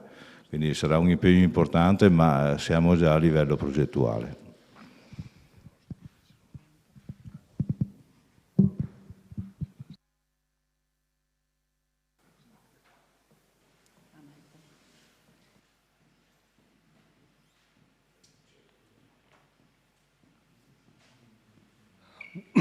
Buonasera, Mario D'Are. L'origine di questo PAT è intorno al 2009, sono passati 12 anni. Io credo che gli obiettivi, le realtà sono cambiate, e volevo capire se gli obiettivi alla base dello studio fatto nel 2009 sono stati rivisti, corretti, modificati, aggiornati sulla base della realtà attuale. Oltretutto credo anche che un piano così ambizioso, che guarda al 2030, dovrebbe avere anche un obiettivo prioritario per la città. E qua non l'ho sentito. Probabilmente c'è nella relazione del 2009, però non ho sentito variazioni, non ho sentito aggiornamenti di questo genere, né li ho letti. Mi chiedo se nel concetto, per esempio, di attrattività della città, che è quello che dovrebbe portare a essere la base per l'incremento abitativo della città stessa, trova in questo piano una qualche rispondenza. Credo che sarebbe necessario avere un obiettivo prioritario alla base di tutto, attorno al quale ci sono una serie di obiettivi paralleli e di contorno a supporto di questo, ma ci deve essere un obiettivo primario su cui puntare.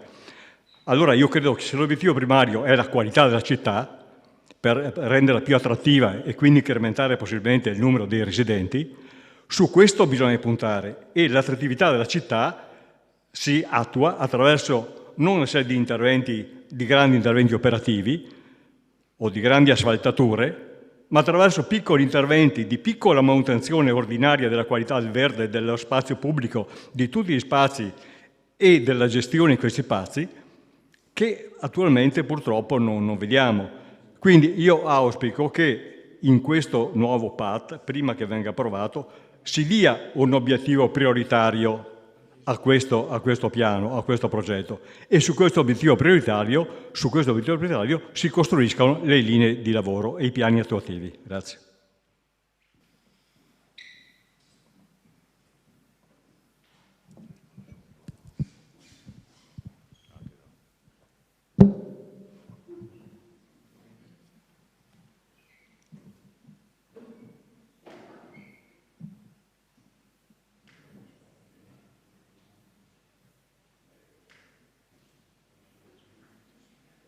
Prego.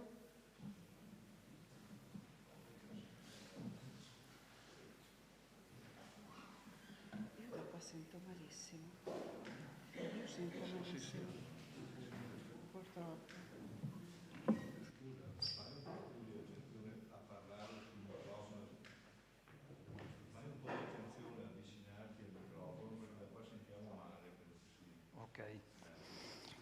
Dimmi se va bene. Buonasera, Michele Bastanzetti, consiglio del quartiere di Ceneda. Come cenedese non posso non esternare il mio stupore nel non aver sentito menzionare neppure di striscio la questione di Villa e Parco Papadopoli. Un convitato di pietra, non solo di questa sera, ma dell'intera vita cittadina della città, da 20 anni almeno, da quando sono usciti gli ultimi pazienti a Cesana Malanotti. Un patrimonio immenso dal punto di vista storico, identitario, ambientale, paesaggistico, con delle potenzialità enormi che noi del Consiglio di quartiere di Ceneda abbiamo sempre cercato di sostenere, di evidenziare. L'architetto De Zan ha detto delle cose, ha fatto un bellissimo intervento, come peraltro quello della sua collega. Tra le tante cose interessanti che ha evidenziato è quello delle potenzialità della cultura come elemento attrattivo della città. La cultura, se non ricordo male, non vorrei mi corregga se la cito in modo errato, ha una capacità di trasformare i luoghi. E noi del quartiere da sempre chiediamo che la villa diventi nuova sede della biblioteca, sede dell'auditorium da collocare nella attuale rotonda, auditorium che può fruire anche di uno spazio di conferenziale ridotto, che c'è già, spazio espositivo e ancora di spazio per la metratura che ha quel complesso là, ce n'è per ospitare eventualmente anche l'attività associazionistica attualmente in essere, non solo nel blocco centrale, ma anche nella cosiddetta orangerie e negli annessi. Altro concetto importante espresso dall'architetto, quello dell'importanza di valorizzare la collocazione geografica della nostra città, situata a mezza via tra Venezia e Cortina. Un collegamento tanto più importante alla luce del rimodernamento della linea ferroviaria, delle potenzialità dell'autostrada, e ben ha fatto l'architetto a sottolineare l'importanza dell'apertura del casello di Scomigo, cosiddetto casello di Scomigo, per il quale da sempre ci battiamo. Ci troviamo, io credo, in una situazione ideale per poter puntare, come sosteneva l'architetto Darè, nella cultura come faro veramente attrattivo, almeno uno dei fari, perché sappiamo quante potenzialità ha la città, ma uno dei fari attrattivi della città dovrebbe essere proprio questo. Per questo motivo, concludendo, noi siamo contro la vendita del complesso, siamo per il suo vincolo a funzioni di utilizzo culturale, in senso lato, e chiediamo che resti pubblico o quantomeno che non ci sia vendita ad un privato, ma al massimo della ipotesi negativa che si stipuli una convenzione a tempo, scaduta la quale i vittoriesi del futuro decideranno cosa fare di quel che sarà a suo tempo. Grazie.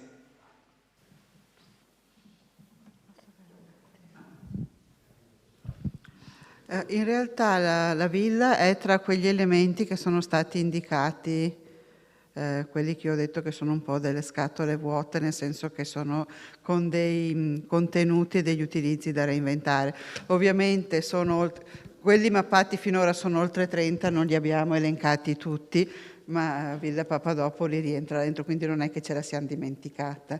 Dopodiché altri discorsi riguardano altri livelli e non il PAT, quindi però la villa è stata attenzionata all'interno del nostro studio. Buonasera. Distanza? Va bene. Donato Fiume, quartiere centro. Ho sentito con molta attenzione l'inizio e la presentazione e effettivamente mentre presentavate tutti gli argomenti, ciò che mi ha colpito particolarmente era la complessità della situazione, perché praticamente con tutti i vincoli, con tutte le pianificazioni, i piani di intervento, praticamente il vostro lavoro è durissimo. Però sono d'accordo con l'intervento precedente: quando la cosa si fa complessa bisogna renderla più semplice, al di là di tutte le regolamentazioni e le situazioni che ci possono essere, soprattutto quando le leggi si intersecano e si contraddicono. Quindi vivere la città, quando si dice vivere la città a misura d'uomo, non ci vuole tanto a capire che cosa significhi. Quindi anche quella percentuale di cementificazione che si può fare, io per esempio non sono d'accordo. Sono per un discorso di cementificazione zero. So che questo va contro tutti gli interessi possibili, immaginabili e gli opportunismi vari, però questo è. Noi come quartiere centro, pur di diverse idee, ci siamo sempre trovati bene quando ci si riuniva, perché la nostra attenzione massima è sempre stata per esempio sull'area Carnielli, che è una delle aree che bisogna assolutamente recuperare, ma bisogna cercare anche di recuperarle non ripetendo quello che già noi sappiamo. È vero che il privato, c'è sempre questo discorso che ha il denaro, però bisognerebbe fare un approfondimento anche su questo, non è sempre vero. Il privato, quando non ha il denaro, e il più delle volte non ce l'ha, chiede al pubblico. Quindi il pubblico siamo noi che paghiamo. La sostanza della situazione è questa. Se è vero che nei secoli scorsi il meschio è servito per una questione industriale, ora non è più vero. E quindi bisogna anche, per dirla schietta, diminuire il numero di centraline, non impattare da questo punto di vista, visto che prima c'è stato l'intervento sul discorso della ciclabile. Allora io ho sempre detto in passato, guardiamo la popolazione attuale, non di incrementarla, magari la incrementeremo anche se facciamo le scelte giuste però.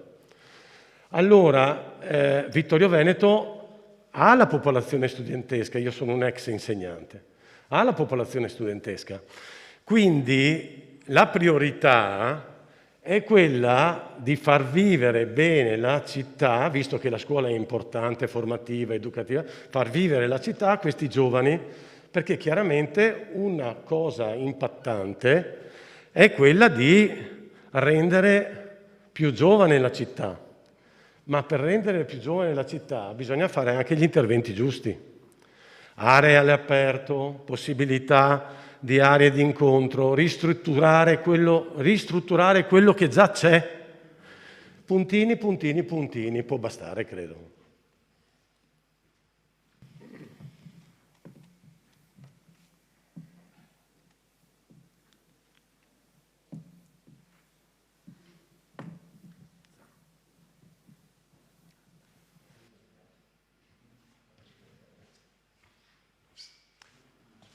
Buongiorno, buonasera, anzi, scusate. Io non faccio nessun tipo di discorso, ne avete fatto già abbastanza sulle tematiche di vario genere, dalla qualità ambientale agli aspetti, non si sente, dagli aspetti di carattere così logistico, strutturale di Vittorio Veneto. Io volevo solo richiamare un piccolo tema, che lega la cultura all'evoluzione economica anche di un paese, di un comune, di una struttura territoriale. E mi rifaccio all'esempio di qualche anno fa, quando degli interventi di finanziamento finalizzati a recuperare dei beni di carattere culturale, in questo caso era il Museo della Battaglia di Vittorio Veneto, potrebbero innescare processi che non sono solo quelli di restauro, limitati al restauro del bene, quindi convogliare tante volte dei fondi, dei bandi per riqualificare dei volumi o degli edifici è significativo, però bisogna dargli anche un percorso. E 5 anni fa, 10 anni fa, 7, 8 anni fa, era stato avviato un percorso molto intelligente, lo reputo io intelligente perché poi siccome non ha preso corso probabilmente è caduto, è quello di mettere insieme una realtà di carattere culturale a delle realtà di carattere economico. Nell'illustrazione abbiamo visto che a Vittorio Veneto c'è un'area industriale tra le più belle del Veneto, possiamo dire, nel senso che per dimensione, per quadratura, per impostazione tipologica è quasi un unicum. Abbiamo 12-13 mila lavoratori, una serie di imprese che superano il centinaio. Ecco, allora era stato avviato un discorso che lega una realtà che è a Vittorio Veneto, ma che non ha mai vissuto in Vittorio Veneto, cioè generando dei servizi, generando quindi una struttura ricettiva che in qualche maniera potesse fare ricadere un'economia anche in Vittorio Veneto, ma è sempre stata decentrata verso sud, ecco. Era stato avviato un discorso di questo genere, con dei fatti culturali di cui Vittorio è molto piena, in quel caso era il Museo della Battaglia, ma ci sono tanti altri esempi come potrebbero essere, non sto qui a elencarli perché li conosciamo, li abbiamo visti, eccetera, eccetera. Poteva innescarsi un processo di legame tra il bene ristrutturato, la qualità del bene ristrutturato che ha portato in fin di conti alla città una sala meravigliosa, la cosiddetta sala civica affrescata, eccetera, ad essere una vetrina per il territorio da potersi espandere in una zona più ampia. Cioè, in quel periodo era stato fatto un tentativo di creare una fondazione di partecipazione che mettesse insieme il gruppo delle imprese che a Vittorio Veneto ha la sede, ma che non vive in Vittorio Veneto come centro di servizi, ha la possibilità di sviluppare la loro immagine, il loro prodotto, utilizzando dei beni culturali rivalutati in Vittorio Veneto. Potrebbe essere anche la villa del Parco Papadopoli un domani, però ristrutturare un bene senza finalizzarne un contenuto o lasciare che il contenuto sia solo di carattere, tra virgolette, pubblico, genera tante volte un abbassamento del valore del bene stesso fino a mortificarlo. Quindi non possiamo pensare di recuperare i beni finalizzati solo a metterli in vetrina e lasciarli lì, perché poi alla fine muoiono.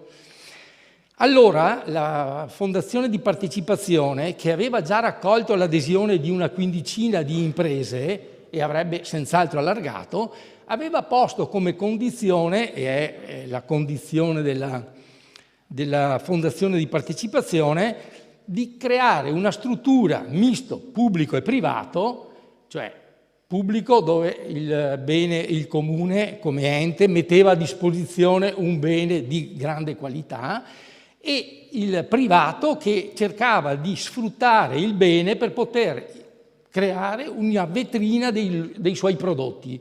In questo caso avrebbe potuto utilizzare questo ambito per poter sia pubblicizzare Vittorio Veneto, sia pubblicizzarlo anche come prodotto interno. Quindi questo legame tra il prodotto industriale e il bene culturale che le può creare una proiezione, un'immagine anche esterna, era un elemento che aveva attirato l'interesse sia da parte delle industrie, delle attività così produttive, che di una parte anche dell'ambito pubblico. Poi c'è stata questa forse presunzione di dire che il pubblico deve sempre governare tutto, che ha fatto cadere questo tipo di di progetto. Quindi bisogna stare attenti, perché se il pubblico si impone con tutta la propria forza, quindi la Villa Papadopoli, il museo o altri beni, questi possono avere una luce importante, però rischiano di non avere una continuità nel tempo e quindi tendono a morire. Bisogna riuscire a innescare un processo che metta insieme gli interessi sia del privato che anche del pubblico. E in questa maniera si potrebbe aver avviato un processo molto più interessante. Grazie. Grazie.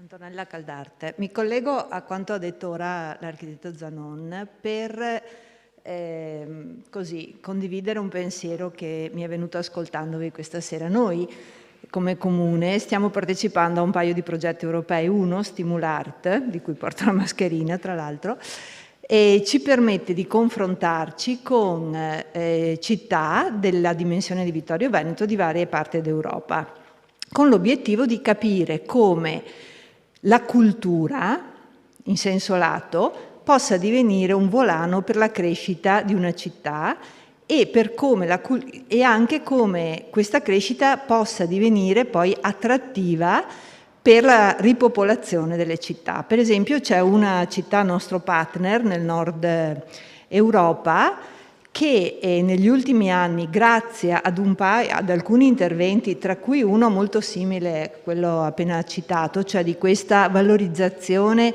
di beni pubblici, non con la finalità di farli diventare il classico museo, ma di farli divenire delle specie di hub dove convivono attività finalizzate alla produzione anche industriale, però usando anche l'attività soprattutto di giovani start-up che lavorano in modo creativo, okay? Ha fatto sì che in queste città appunto siano divenute attrattive per tanti giovani coppie.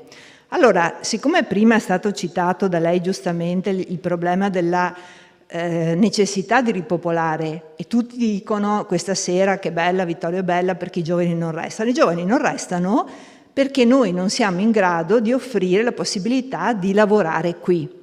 Allora, siccome ci troviamo in un momento storico che, per quanto questa pandemia ci abbia rovinato la vita, ci ha insegnato che possiamo anche lavorare a distanza, penso che uno degli elementi su cui dobbiamo riflettere oggi sia proprio questo, cioè come far sì che una città così ricca anche di contenitori vuoti, però di pregio, possa permettere l'aggregazione, possa divenire attrattiva per tanti giovani che diano il loro apporto per la crescita e lo sviluppo poi di tutte le aziende che abbiamo, perché alla fine l'apporto creativo oggi non è più l'apporto creatività nel senso pura immagine, pure arte, ok? Ma la creatività applicata all'industria, alla crescita delle attività industriali. Quindi cercare, non lo so quale sia lo strumento, quale sia il vincolo, quale sia il livello, e credo che però comunque possa esistere o possa essere inserito in questo documento piuttosto che poi nel piano degli interventi, che sarà molto più puntuale, però una linea guida che possa aiutarci davvero ad individuare degli spazi che abbiano questa caratteristica, cioè di riuscire a contenere, a diventare dei luoghi dove far convivere la sede della grande azienda con piccole attività di giovani creativi o meno creativi, comunque giovani che possano dare il loro apporto, in modo che si crei, cioè aumenti la capacità produttiva e l'attrattività della città. Nello stesso tempo i giovani possono effettivamente lavorare da qui, che è un luogo dove decisamente si sta bene, e quindi che divenga attrattivo. Una volta si diceva per avere le giovani coppie bisogna avere servizi. Certo, i servizi servono, perché se hai gli asili magari le famiglie crescono, non fanno più mezzo figlio come abbiamo visto, ma magari ne fanno uno e anche due. Però non è più solo quello, cioè non è più il fatto di avere l'asilo, la scuola materna che fa sì che una famiglia decida di fare un figlio, qui ci sono tanti altri elementi. tra cui credo, visto che la bellezza ce l'abbiamo, i giardini ce li abbiamo, mi pare che siano anche abbastanza curati, certo si può far di meglio, però il fatto di poter far lavorare i ragazzi in un luogo così, e i giovani oggi sono molto attratti, sono molto sensibili alla bellezza dei luoghi, e senza dubbio potrebbe aiutarci. Quindi non lo so, perché non faccio il vostro mestiere, quale possa essere la linea, però senza dubbio credo che sia un punto su cui, se possibile, ragionare, proprio per ottenere questo risultato, che mi pare che sia un risultato condivisibile. Non so se poi nella vostra esperienza di precedenti PAT ci sia già qualcosa, qualche suggerimento che potete dare. Faccio un piccolo intervento io su questo punto, perché è una cosa a cui ci tengo molto. Cioè, ci sono due o tre sfaccettature di questo tema qua. Allora, come dicevo prima, il mondo del lavoro sta cambiando. Allora, primo punto, la pandemia ha messo in evidenza il fatto che si può lavorare anche da casa, no? Però è un tema che adesso sto sentendo anche voci diverse tra gli industriali, anche tra chi studia questo tipo di aspetto sociologico. Cioè, nel senso che è vero fino a un certo punto, perché comunque l'ufficio, lo spazio dove noi ci troviamo insieme con altre persone è comunque creativo. Cioè, nel senso che, e dopo parlo degli incubatori per le imprese, le start-up, eccetera. Faccio solo l'esempio che io lo ripeto sempre quando faccio questi incontri. Generali a Mogliano, che lei conosce molto bene, ha 2.500 dipendenti che lavorano dentro negli uffici, che non so se li conoscete, ma sono tra Mogliano e Mestre. 2.500 persone è quasi una piccola paesotto, diciamo così, no? 2.500 persone che la mattina si alzano, prendevano la macchina e andavano a lavorare in uno spazio dove in 2.500 si trovavano, in 2.500 mangiavano insieme, in 2.500 avevano le palestre, avevano gli uffici, adesso avevano fatto che il barbiere, il parrucchiere, tutta una serie di altri servizi, eccetera. Con la pandemia io sono stato per lavoro all'interno, sono rimasti in 60, tutto il resto lavora a distanza. Non sono però, ovviamente, creano una tensione psicologica, per cui c'è molta richiesta di tornare a lavorare negli uffici. Quindi è vero questo, però è vero fino a un certo punto, cioè comunque bisogna stare attenti che non è così cambiato, cioè il mondo del lavoro comunque deve mantenere determinate caratteristiche. Questo per l'aspetto, diciamo, generale come esempio. Per l'aspetto produttivo, quindi la nostra zona industriale, anche lì, se voi entrate in una fabbrica, io le giro spesso, gran parte sono automatizzate, cioè gli operai, i collaboratori non lavorano più sul pezzo direttamente, ma lavorano dietro uno schermo, guardano la produzione e hanno cambiato il modo di vedere, quindi le aziende sono autoimposte una formazione di livello tecnologico molto avanzato. E ripeto, se girate un po' anche il nostro Veneto, veramente abbiamo delle eccellenze pazzesche. Però il tema qual è? Che se voi parlate con gli industriali, non riescono a trovare nuove forze lavoro. Allora questo è veramente un punto molto delicato. Quindi vuol dire che i nostri giovani non vogliono andare a lavorare in fabbrica perché pensano che sia un lavoro sporco. Invece non è più così. Come diceva anche lei, è un lavoro diverso adesso, è molto creativo anche, perché ovviamente una linea di produzione, che ne so, della Silca, Buttolà o di altre cose, hanno tutta una serie di processi molto complicati e bisogna avere molta inventiva anche per capire dove stanno i problemi e quindi migliorare anche la produzione. Cioè, lì ci va la formazione, quello che dicevo prima, cioè nel senso che bisogna puntare molto alla formazione. Quindi qua il processo di fare, ad esempio, io ho passato molto del mio tempo a cercare di creare gli incubatori per le imprese, no? Perché secondo me veramente sarebbe importante. Cioè, il fatto che secondo me i nostri industriali e i nostri, anche chi lavora all'interno dell'industria è veramente molto creativo, guardate cosa fanno. Certe aziende che sono qui a Vittorio fanno veramente delle cose pazzesche, molto, molto interessanti, però il problema del passaggio anche di generazione, anche degli stessi imprenditori, che magari non trovano alle spalle chi dopo li sostituirà, no? E quindi anche la perdita un po' della conoscenza di come gestire queste grosse aziende. E il fatto che appunto mancano anche forza lavoro, questo è un grosso problema. Allora bisogna capire dove sta, cioè l'incubatore per le imprese serve per creare nuove start-up, d'accordo, ma molte di quelle start-up, che lei diceva, io conosco bene Trieste e anche Pordenone, molte di quelle aziende che hanno una mortalità generalmente del 4-5%, quindi molto bassa, però tanti vanno dopo a inserirsi all'interno delle aziende, per fortuna, cioè trovano spazio nelle aziende perché le aziende li assorbono e li portano all'interno della propria linea produttiva.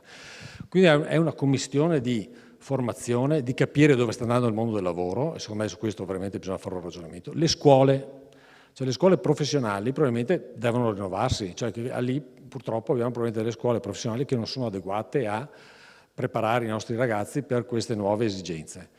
E questo è un grosso difetto. La scuola che vi ho fatto vedere prima, la DF, è una scuola professionale, però provate ad andare ogni tanto a visitarla, io ci vado sempre per lavoro, è veramente un esempio, perché preparano i ragazzi con un po' di difficoltà al mondo del lavoro in maniera veramente professionale. E ovviamente coinvolgono chi? Coinvolgono chef importanti qui del nostro territorio, coinvolgono gente che lavora sul settore anche dell'agroproduzione, perché ricordatevi, noi non abbiamo solo una piattaforma industriale che fa acciaio, no? Perché noi la chiamano Inox Valley, ma abbiamo tutta una serie di aziende che lavorano lasciate stare il prosecco, che è un altro tema, però diciamo tutta una serie di attività agroindustriali molto importanti, partendo dalla Ecor a San Damiano, che è qui attaccata, ma ci sono anche altre aziende più piccole che però fanno grandi prodotti di eccellenza sull'agroalimentare. Ad esempio manca sul territorio, ad esempio anche lì, un incubatore per l'agroalimentare, non c'è neanche quello dell'acciaio in realtà, ma non c'è neanche quello sull'agroalimentare. E quindi anche lì coinvolgere, il comune deve farsi partecipe di questa roba. È ovvio che il patto non può risolvere il mondo, però è ovvio che deve lasciare la flessibilità tale per cui l'esigenza di creare, ad esempio, un incubatore per le imprese può essere fatto in una villa, non è che sia a Pordenone, su Vendate ce ne sono due, uno che è tecnologico a nord verso Aviano, l'altro invece a sud, che è in una villa, è un incubatore per la cultura. E anche là non pensiate che sia fallimentare, è ovvio che lì hanno finanziamenti un po' diversi rispetto a noi, quindi c'è la regione che insomma finanzia, però ci sono anche dei privati che finanziano queste operazioni e in questa villa ad esempio si creano delle start-up per la cultura, che fanno musica, che fanno teatro, che fanno letteratura e quindi tutta una serie di attività di produzione culturale. Okay? Quindi è ovvio che è un percorso difficile. Io ripeto, ho provato a farne uno di incubatore per le imprese, non è facile, perché ovviamente da noi non c'è neanche l'abitudine di mettersi insieme, perché l'incubatore per le imprese, io dico sempre, è una contaminazione di conoscenza tra l'altro, cioè tra le persone che hanno delle esperienze di lavoro particolari e che stando insieme, come appunto durante il lavoro, si contaminano e si scambiano idee e quindi lavorano su magari un progetto insieme perché entrambi sono complementari uno all'altro. Quindi è un tema molto interessante, solo che, ripeto, magari una serata non basterebbe, è uno dei temi che vorremmo però sviluppare a settembre, coinvolgendo magari anche qualche esperienza. Io dico sempre anche agli amministratori andate a vedere anche Pordenone, insomma, perché l'incubatore di Pordenone, il polo tecnologico, a parte che ha un animatore che è il direttore, che è Solari, il dottor Solari, ci vuole gente così, cioè gente che abbia veramente voglia di investire anche la propria energia fisica anche e culturale, intellettuale, per far sì che emergano tutte queste possibilità. E secondo me ce ne sono tante, perché per fortuna abbiamo un territorio molto come dire, vivace anche da questo punto di vista.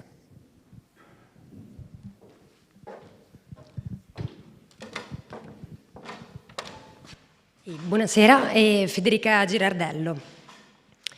Ho come dire, più un appello che una considerazione, ecco.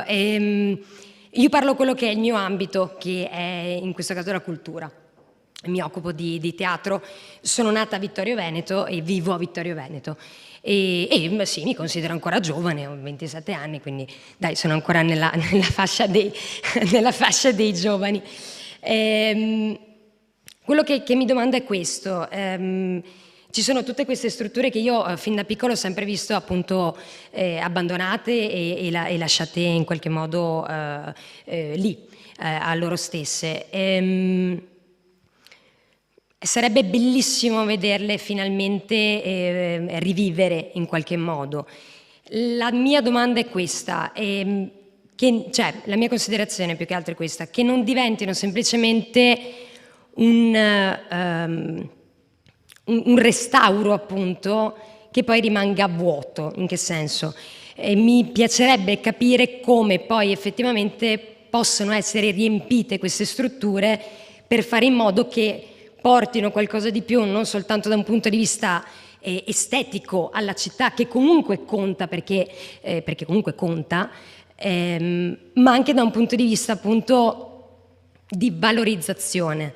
Abbiamo già visto degli esempi sempre in questa città in cui c'erano dei bellissimi posti che poi sono stati dati, magari per motivi che io ignoro ovviamente, magari a delle associazioni, a delle compagnie, insomma a una serie di persone che poi anche là per vari motivi non sono stati capaci di portarla avanti. Cioè io credo che un progetto del genere abbia senso se poi effettivamente c'è una progettualità d'uso di questi edifici.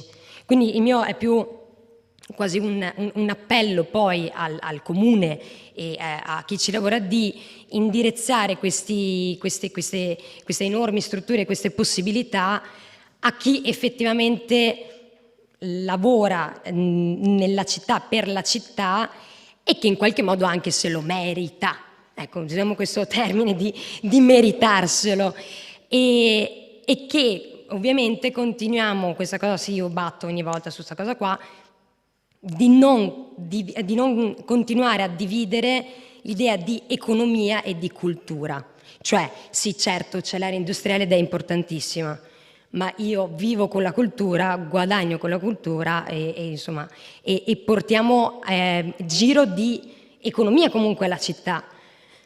Un esempio banalissimo, noi col teatro adesso ci vengono dei ragazzi dalla Sardegna, da Roma, dalla Toscana per passare una settimana a fare teatro lì da noi. E questo, cioè, è un giro comunque economico di soldi, di turismo, eccetera, eccetera. Quindi da non focalizzarci soltanto a continuare a dividere che esiste l'economia, esiste l'industria, esiste la cultura, ma le cose possono collaborare, anzi devono iniziare a entrare nella testa delle persone che la cultura può e deve portare anche soldi, insomma, economia alla propria città. Grazie. Questa è una cosa su cui con l'architetto De Zan, soprattutto come tecnici, ci stiamo confrontando da quando abbiamo iniziato a lavorare a questo progetto del PAT insieme. Nel senso che noi veniamo da un mondo urbanistico di norme che dicono tu devi dire a ogni fabbricato cosa ci va dentro, o quasi, ogni zona della città tu puoi far questo, non puoi far quello.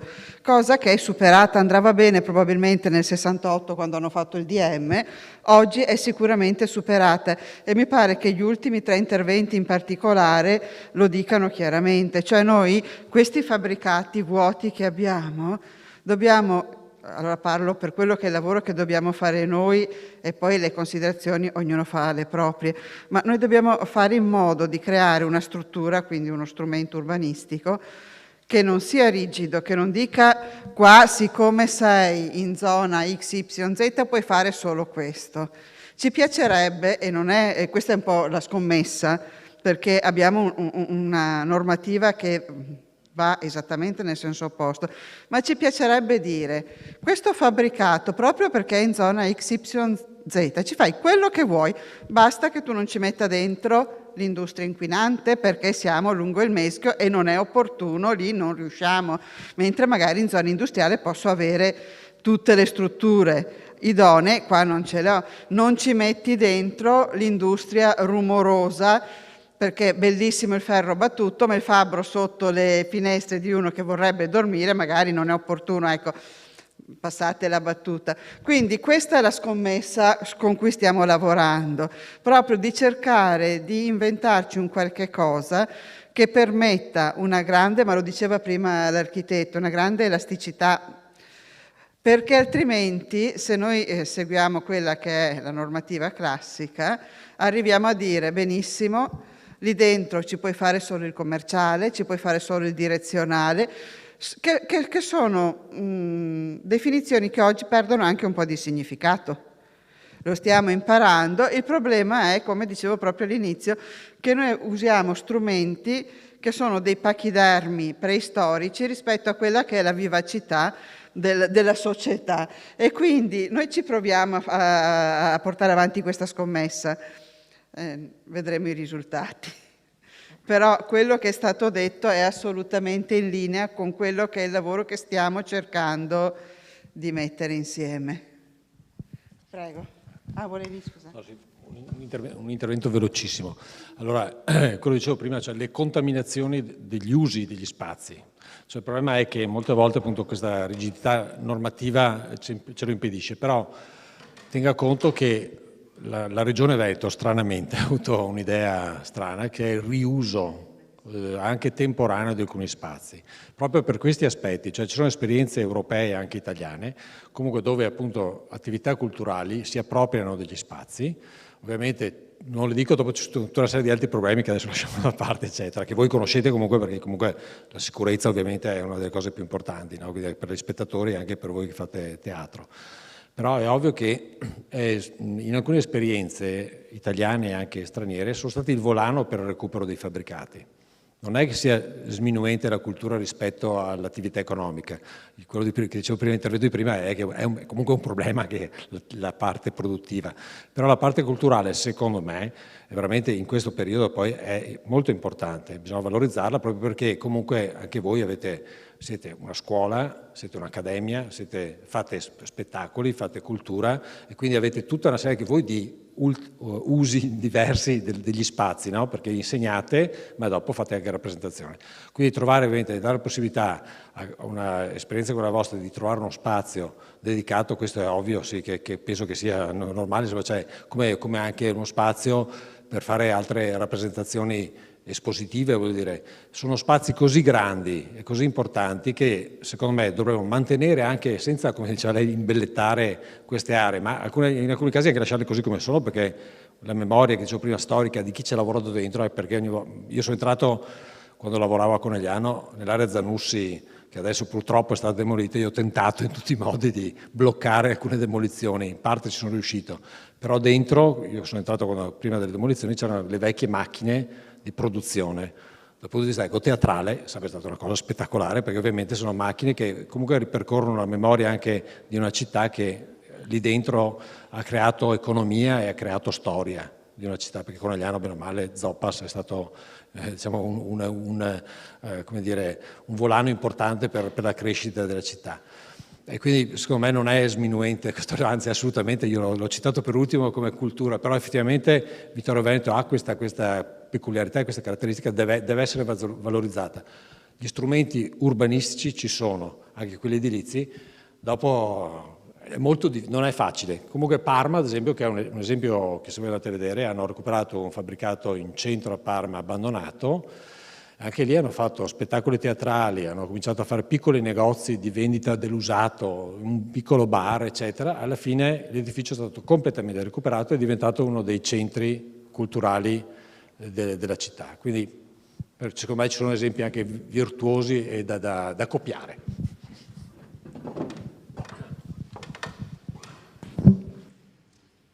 Buonasera, io sono Gianluca Piccin e sono un geologo e volevo affrontare una questione un po' tecnica che però ritengo sia molto importante sia nell'ambito del patto o comunque nel discorso della gestione territoriale qui a Vittorio Veneto.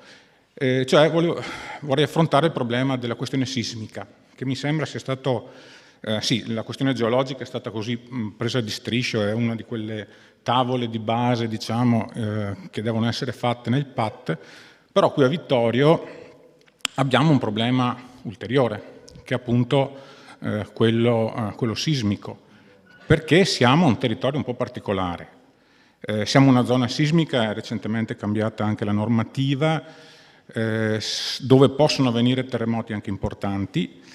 Siamo un territorio geologicamente e tettonicamente molto complesso, proprio la zona del Vittoriese, e di cui si sa anche poco, quello che c'è sotto i nostri piedi. E per ultimo c'è anche una questione che riguarda proprio il nostro territorio, e cioè il problema della microzonazione sismica. Cioè siamo una realtà molto particolare da questo punto di vista.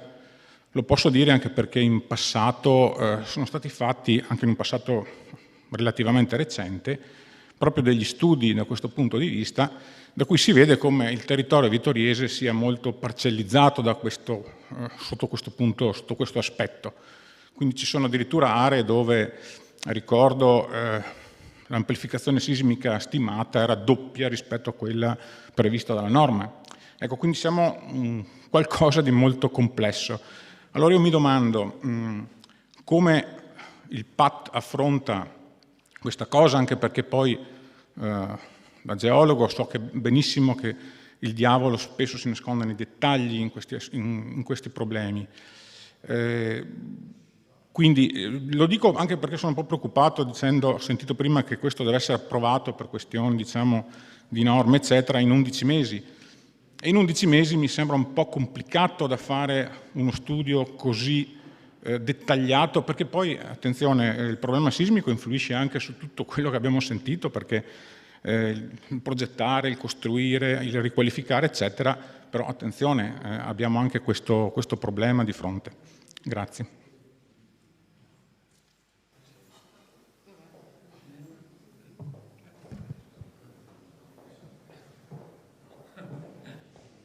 Buonasera, Mirella Bagliana.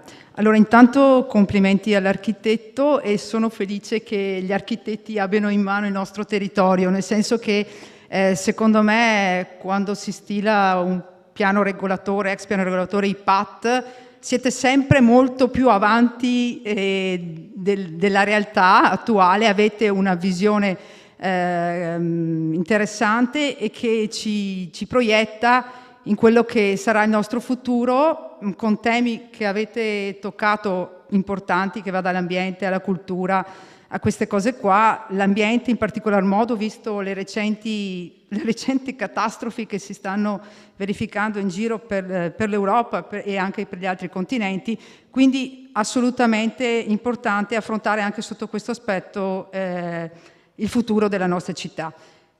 Volevo solo fare un attimo una considerazione che a me sembra sempre il grande libro dei sogni, ok? I famosi piani regolatori o i PAT sono bellissimi, io li sposo in toto al 100%, domani mattina insomma lo attuerei, però sembrano delle cose difficili da raggiungere. Perché dico questo? Perché poi andando nell'attualità delle cose, dei processi, delle edificazioni, di come trattiamo il territorio, questi concetti si scontrano poi nella realtà effettiva. È quello che mi preoccupa di più, no?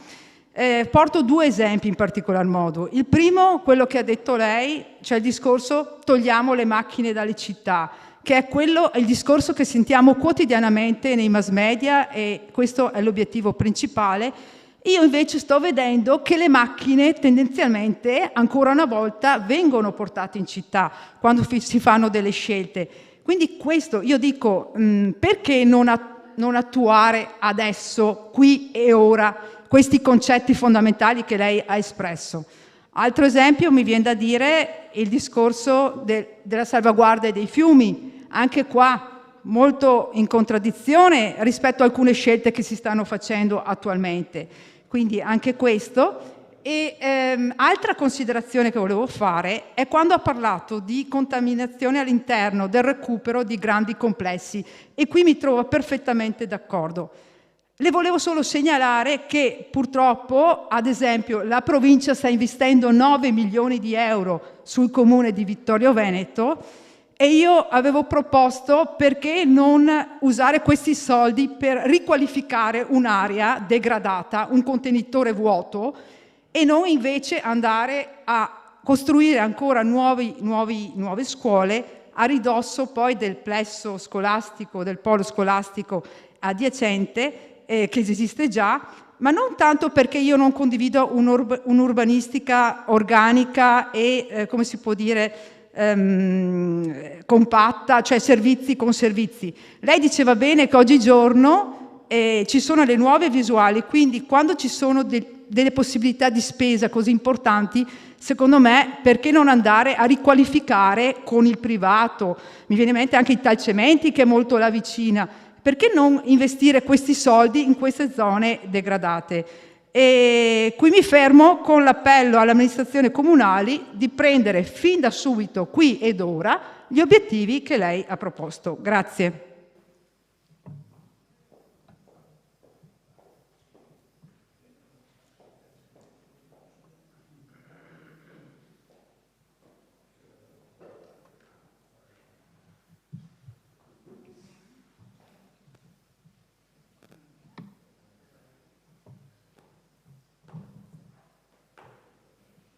Salve, sono Sartor Federico e stasera mi è venuto un quesito. Ossia, ho sentito molto parlare di pista ciclabile, di Vittorio Veneto Città Giardino e quindi tutte queste tematiche legate all'ambiente. E mi chiedevo se insieme al PAT in futuro, se il PAT verrà accompagnato da un piano del verde o da un censimento delle alberature, non solo per poter gestire meglio le zone verdi, ma anche a tutela del comune in modo tale che quando viene tagliato un albero il cittadino non si presenti in comune a dire ma perché quell'albero è stato tagliato, era di mio nonno, e qui gli si mostra una VTA e gli si dice guarda che quell'albero se non veniva tagliato ti arrivava sulla macchina il prossimo anno. E quindi questo secondo me potrebbe agevolare sia il comune che i cittadini.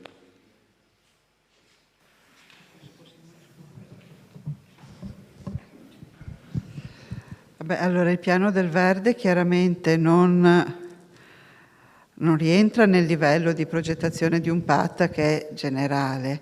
Sicuramente rientra più facilmente o si accompagna più facilmente a un piano degli interventi, e comunque un piano che vive anche di vita propria, non ha necessità di essere collegato allo strumento urbanistico. Magari dallo strumento urbanistico può prendere il fatto che una zona destinata a verde è opportuno che rimanga destinata a verde e non la cementiamo, ma quello è un altro discorso. E al momento non ci stiamo lavorando, ma perché non avremo le forze in questo preciso istante di lavorare a un piano del verde. È tuttavia un'esigenza che avvertiamo soprattutto sotto il profilo tecnico, ma penso che qua c'è anche l'assessore all'ambiente condivida, perché ogni volta che si deve intervenire, io gestisco il verde da moltissimi anni anche nei comuni dove ero prima, ogni volta che si deve intervenire è un piccolo dramma. Cioè non è che a me faccia piacere tagliare un albero grande, bello e vigoroso, ma io mi sono trovata in una situazione personalmente dove un bellissimo viale di tigli meravigliosi, esce il funzionario della forestale e mi dice io non so come le faccia a dormire di notte con sti alberi che rischiano di cadere in testa a qualcuno da un momento all'altro. A vederli erano bellissimi. Quindi sono assolutamente d'accordo con la sua domanda, provocazione, e sicuramente è una delle attività che, terminato questo passaggio del PAT, metteremo in cantiere, perché tutela anche noi che dobbiamo operare, oltre al fatto che ci aiuta a creare una cultura condivisa, perché poi, parlo da tecnico, io mi sento arrivare qualsiasi che mi insegna, per carità io sono ingegnere quindi non sono né un forestale né un agronomo e infatti mi faccio fare le perizie prima di intervenire, ma tutti mi insegnano come si fa a gestire gli alberi. Allora dobbiamo creare, e questi sono gli strumenti, una cultura che va condivisa fra tutti, di modo che almeno parliamo tutti con quel minimo di conoscenza di base, insomma. Sì, perché poi abbiamo saltato il discorso che diceva il dottor Piccin, giusto? Che sulla parte sismica. Allora, noi adesso chiaramente abbiamo delle indagini, abbiamo fatto la zonizzazione di secondo livello, giusto?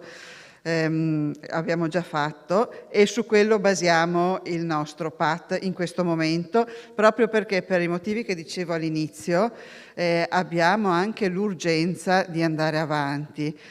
Ciò non toglie che ci stiamo già muovendo, visto che tra l'altro è uscito proprio questi giorni un bando regionale per fare un ulteriore approfondimento e quindi arrivare alla microzonizzazione sismica, che sarà un'attività che va di pari passo in parallelo con l'approvazione del PAT, dopodiché nel momento in cui avremo lo studio completo andremo a recepirlo all'interno dello strumento urbanistico, anche nel momento in cui fosse già approvato, cioè è comunque uno studio che poi viene recepito.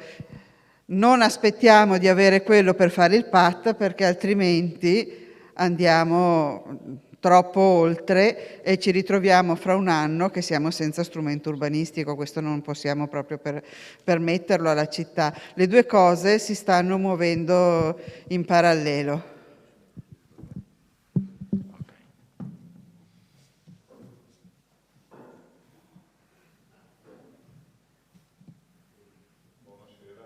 Zio Romero, non volevo intervenire, ma prima l'architetto design mi ha stuzzicato e ha detto basta strade. Basta strade. Io sono di San Giacomo, oggi prendiamo un'altra persona, una 73enne investita da un camion che andava in bicicletta. Quindi basta strade, ma la zona industriale deve avere una strada di uscita. Il dottor Bastanzetti ha detto prima andiamo a Scommigo. Scommigo non è Vittorio Veneto, Scommigo è Conegliano. Non riesce la provincia a aprire il casello di Santa Lucia che copre metà provincia e noi abbiamo 1,5 milioni di metri quadri. Conegliano non gliene frega niente di quel casello perché Conegliano è la sua zona industriale a 10 km dal centro, quindi l'ha sviluppata tutta là e un altro 500 milioni di metri quadri nel PAT. Non so se l'ha fatto lei di Conegliano, quindi quell'area lì da 1,5 milioni potrebbe diventare nel giro di qualche anno 2 milioni di metri quadri e i veicoli passano tutti per San Giacomo. Quindi mettiamoci in testa che adopereremo del territorio per andare in autostrada, perché le scelte scellerate di 30 anni fa, che hanno voluto 3 caselli concentrati, uno a Cozzuolo, uno a Vittorio Veneto Nord e uno in cima al Falalto, nessuna città sotto i 30.000 abitanti ha 3 caselli autostradali, quelle scelte scellerate di quei politici ci hanno ridotto San Giacomo da non poterci neanche muovere e rischiare la vita ogni giorno.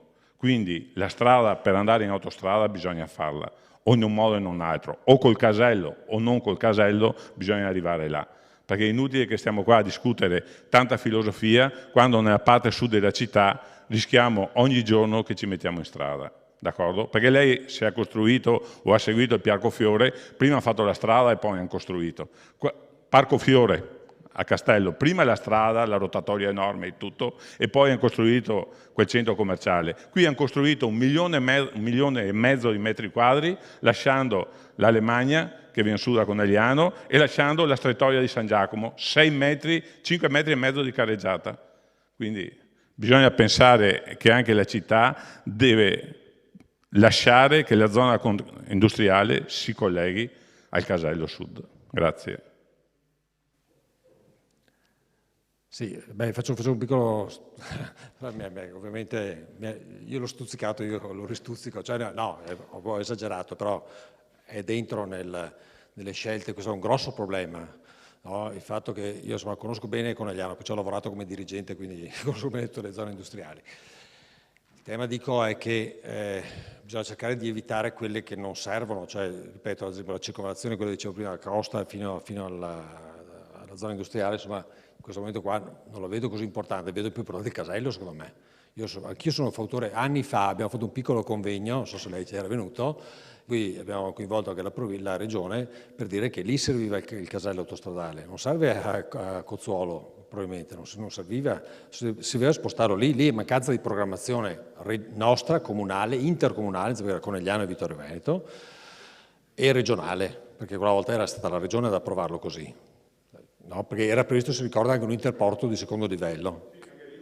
Anche là è un fallimento totale, cioè quante volte abbiamo discusso di quella roba lì, cioè nella vita, il fatto del treno, io me lo ricordo, cioè ne abbiamo discusso una vita, abbiamo tentato 10 volte con le ferrovie di, non dico imporre, ma dire fate una fermata anche lì.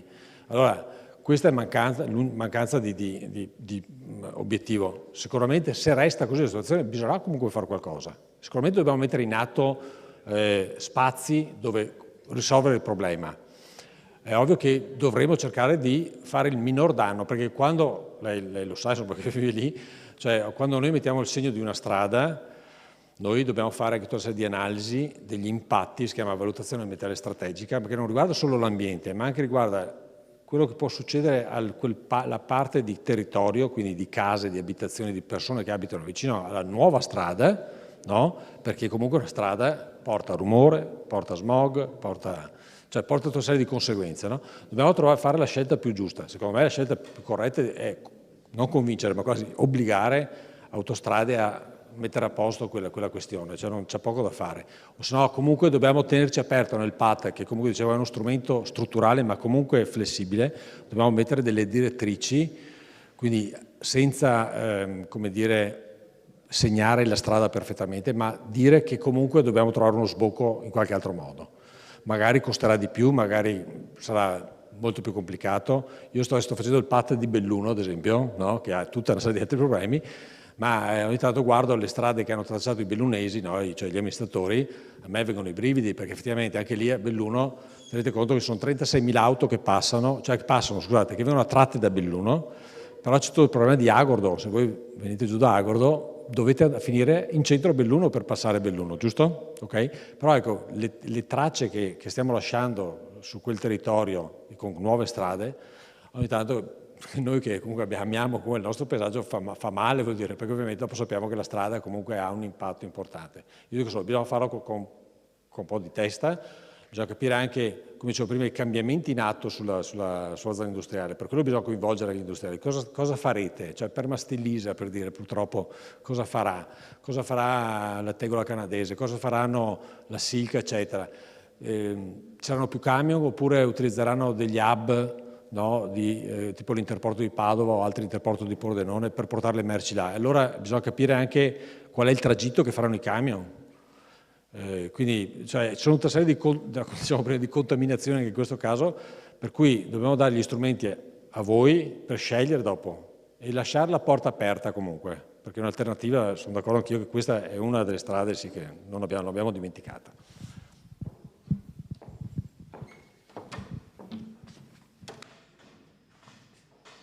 Buonasera, Massimo Denardi. È bello vedere questa sera quella che sarà, forse si spera, la Vittorio Veneto del futuro, quindi è bello poter sognare, anche perché, insomma, qui dentro siamo in un sogno, tutto questo è un sogno che non esisteva, le associazioni per anni hanno raccolto soldi per creare questa sala polivalente e alla fine l'hanno fatta, ora costruita su suolo pubblico e donata alla città. Quindi questo è un sogno realizzato e che spero che in questa cosa ci sia la possibilità anche di portare a termine questa struttura, che è una struttura di proprietà del comune costruita dalle associazioni.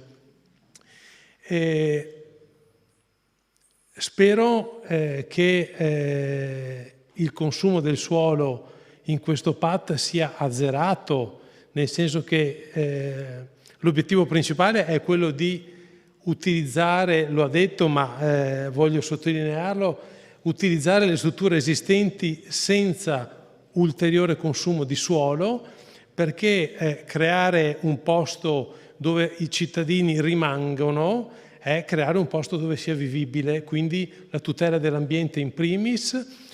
Qui siamo nel parco Fenderl e spero che un domani possiamo dire che siamo in un parco che ora non esiste, ma che potrebbe essere il parco del Monte Altare.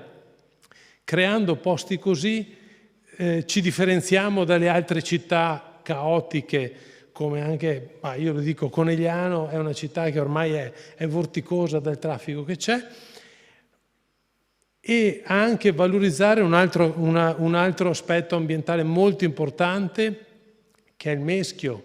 Quindi anche qui la proposta del Parco del Meschio che possa tutelarlo e valorizzarlo. Si è parlato della ciclabile lungo il Meschio, ben venga queste idee, ben vengano questi progetti che possono solo far bene al nostro territorio e creare un territorio che sia attrattivo a persone che vogliono vivere, e tanti hanno fatto questa scelta, di vivere in una città bella, vivibile, a misura d'uomo. Un chiarimento in una slide che ha fatto vedere riguardo all'ambiente, di utilizzare le risorse. C'era una dicitura che spero non si riferisca a costruire nuove centraline sul Meschio. Ecco, utilizzare le risorse disponibili, energetiche disponibili. Non mi ricordo bene la dicitura delle slide, ma insomma spero che chiarisca questo. Grazie. Era solo, ovviamente, le risorse ambientali sono una potenzialità. Sulle centraline io non voglio entrare, per carità, perché è un argomento per me un po', so che non mi interessa, cioè non voglio entrare adesso, potrei essere polemico, vuol dire, perché sono contrario comunque, per dirlo. No, dico che comunque le risorse ambientali sono una risorsa, bisogna valorizzarle, bisogna fare in modo che anche i cittadini, le aziende, insomma chi trasforma il territorio, ovviamente quello che abbiamo già costruito, eccetera, utilizzi le risorse già che abbiamo, quindi un minor consumo anche energetico, attraverso tutte le tecnologie che ci sono adesso. Quindi faccio solo un esempio: il fotovoltaico, che insomma meno male insomma, tutti conosciamo, molte volte con la soprintendenza è una lotta sì, impari, cioè nel senso che sembra che sia il tabù. Secondo me, dire, dopo le pale eoliche uno può essere favorevole o contrario, però in alcuni casi a me piacciono, insomma, quando si gira per l'Europa, insomma, ci sono, noi siamo difficili come italiani, perché dire certe cose ci vanno bene e altre non ci vanno bene, però diciamo il fotovoltaico, che invece è una cosa abbastanza facile e semplice, non si riesce a capire perché la soprintendenza, ad esempio, crei tutti queste serie di paletti e anche i cappotti per l'isolamento, in certi casi appunto crea difficoltà. Quindi dobbiamo mettere in atto anche azioni politiche, che non è il mio caso, ma vuol dire la parte politica, per sollecitare questo cambiamento anche di visione sulle tecnologie, perché per fortuna le tecnologie stanno cambiando e stanno aiutando anche a un minor consumo energetico. Okay?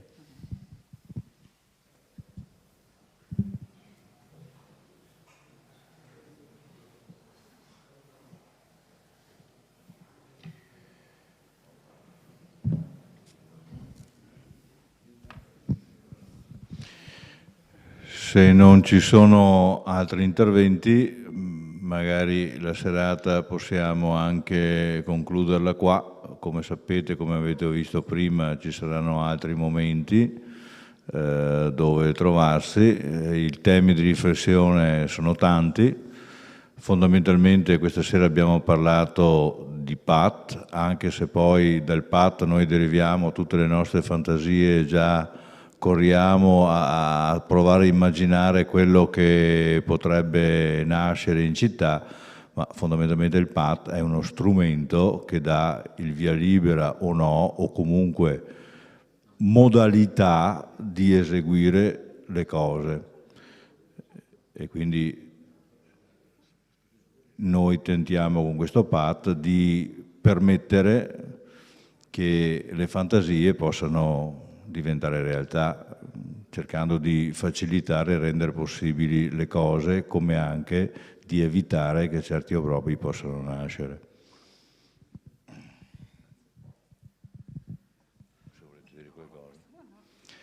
Grazie della vostra presenza.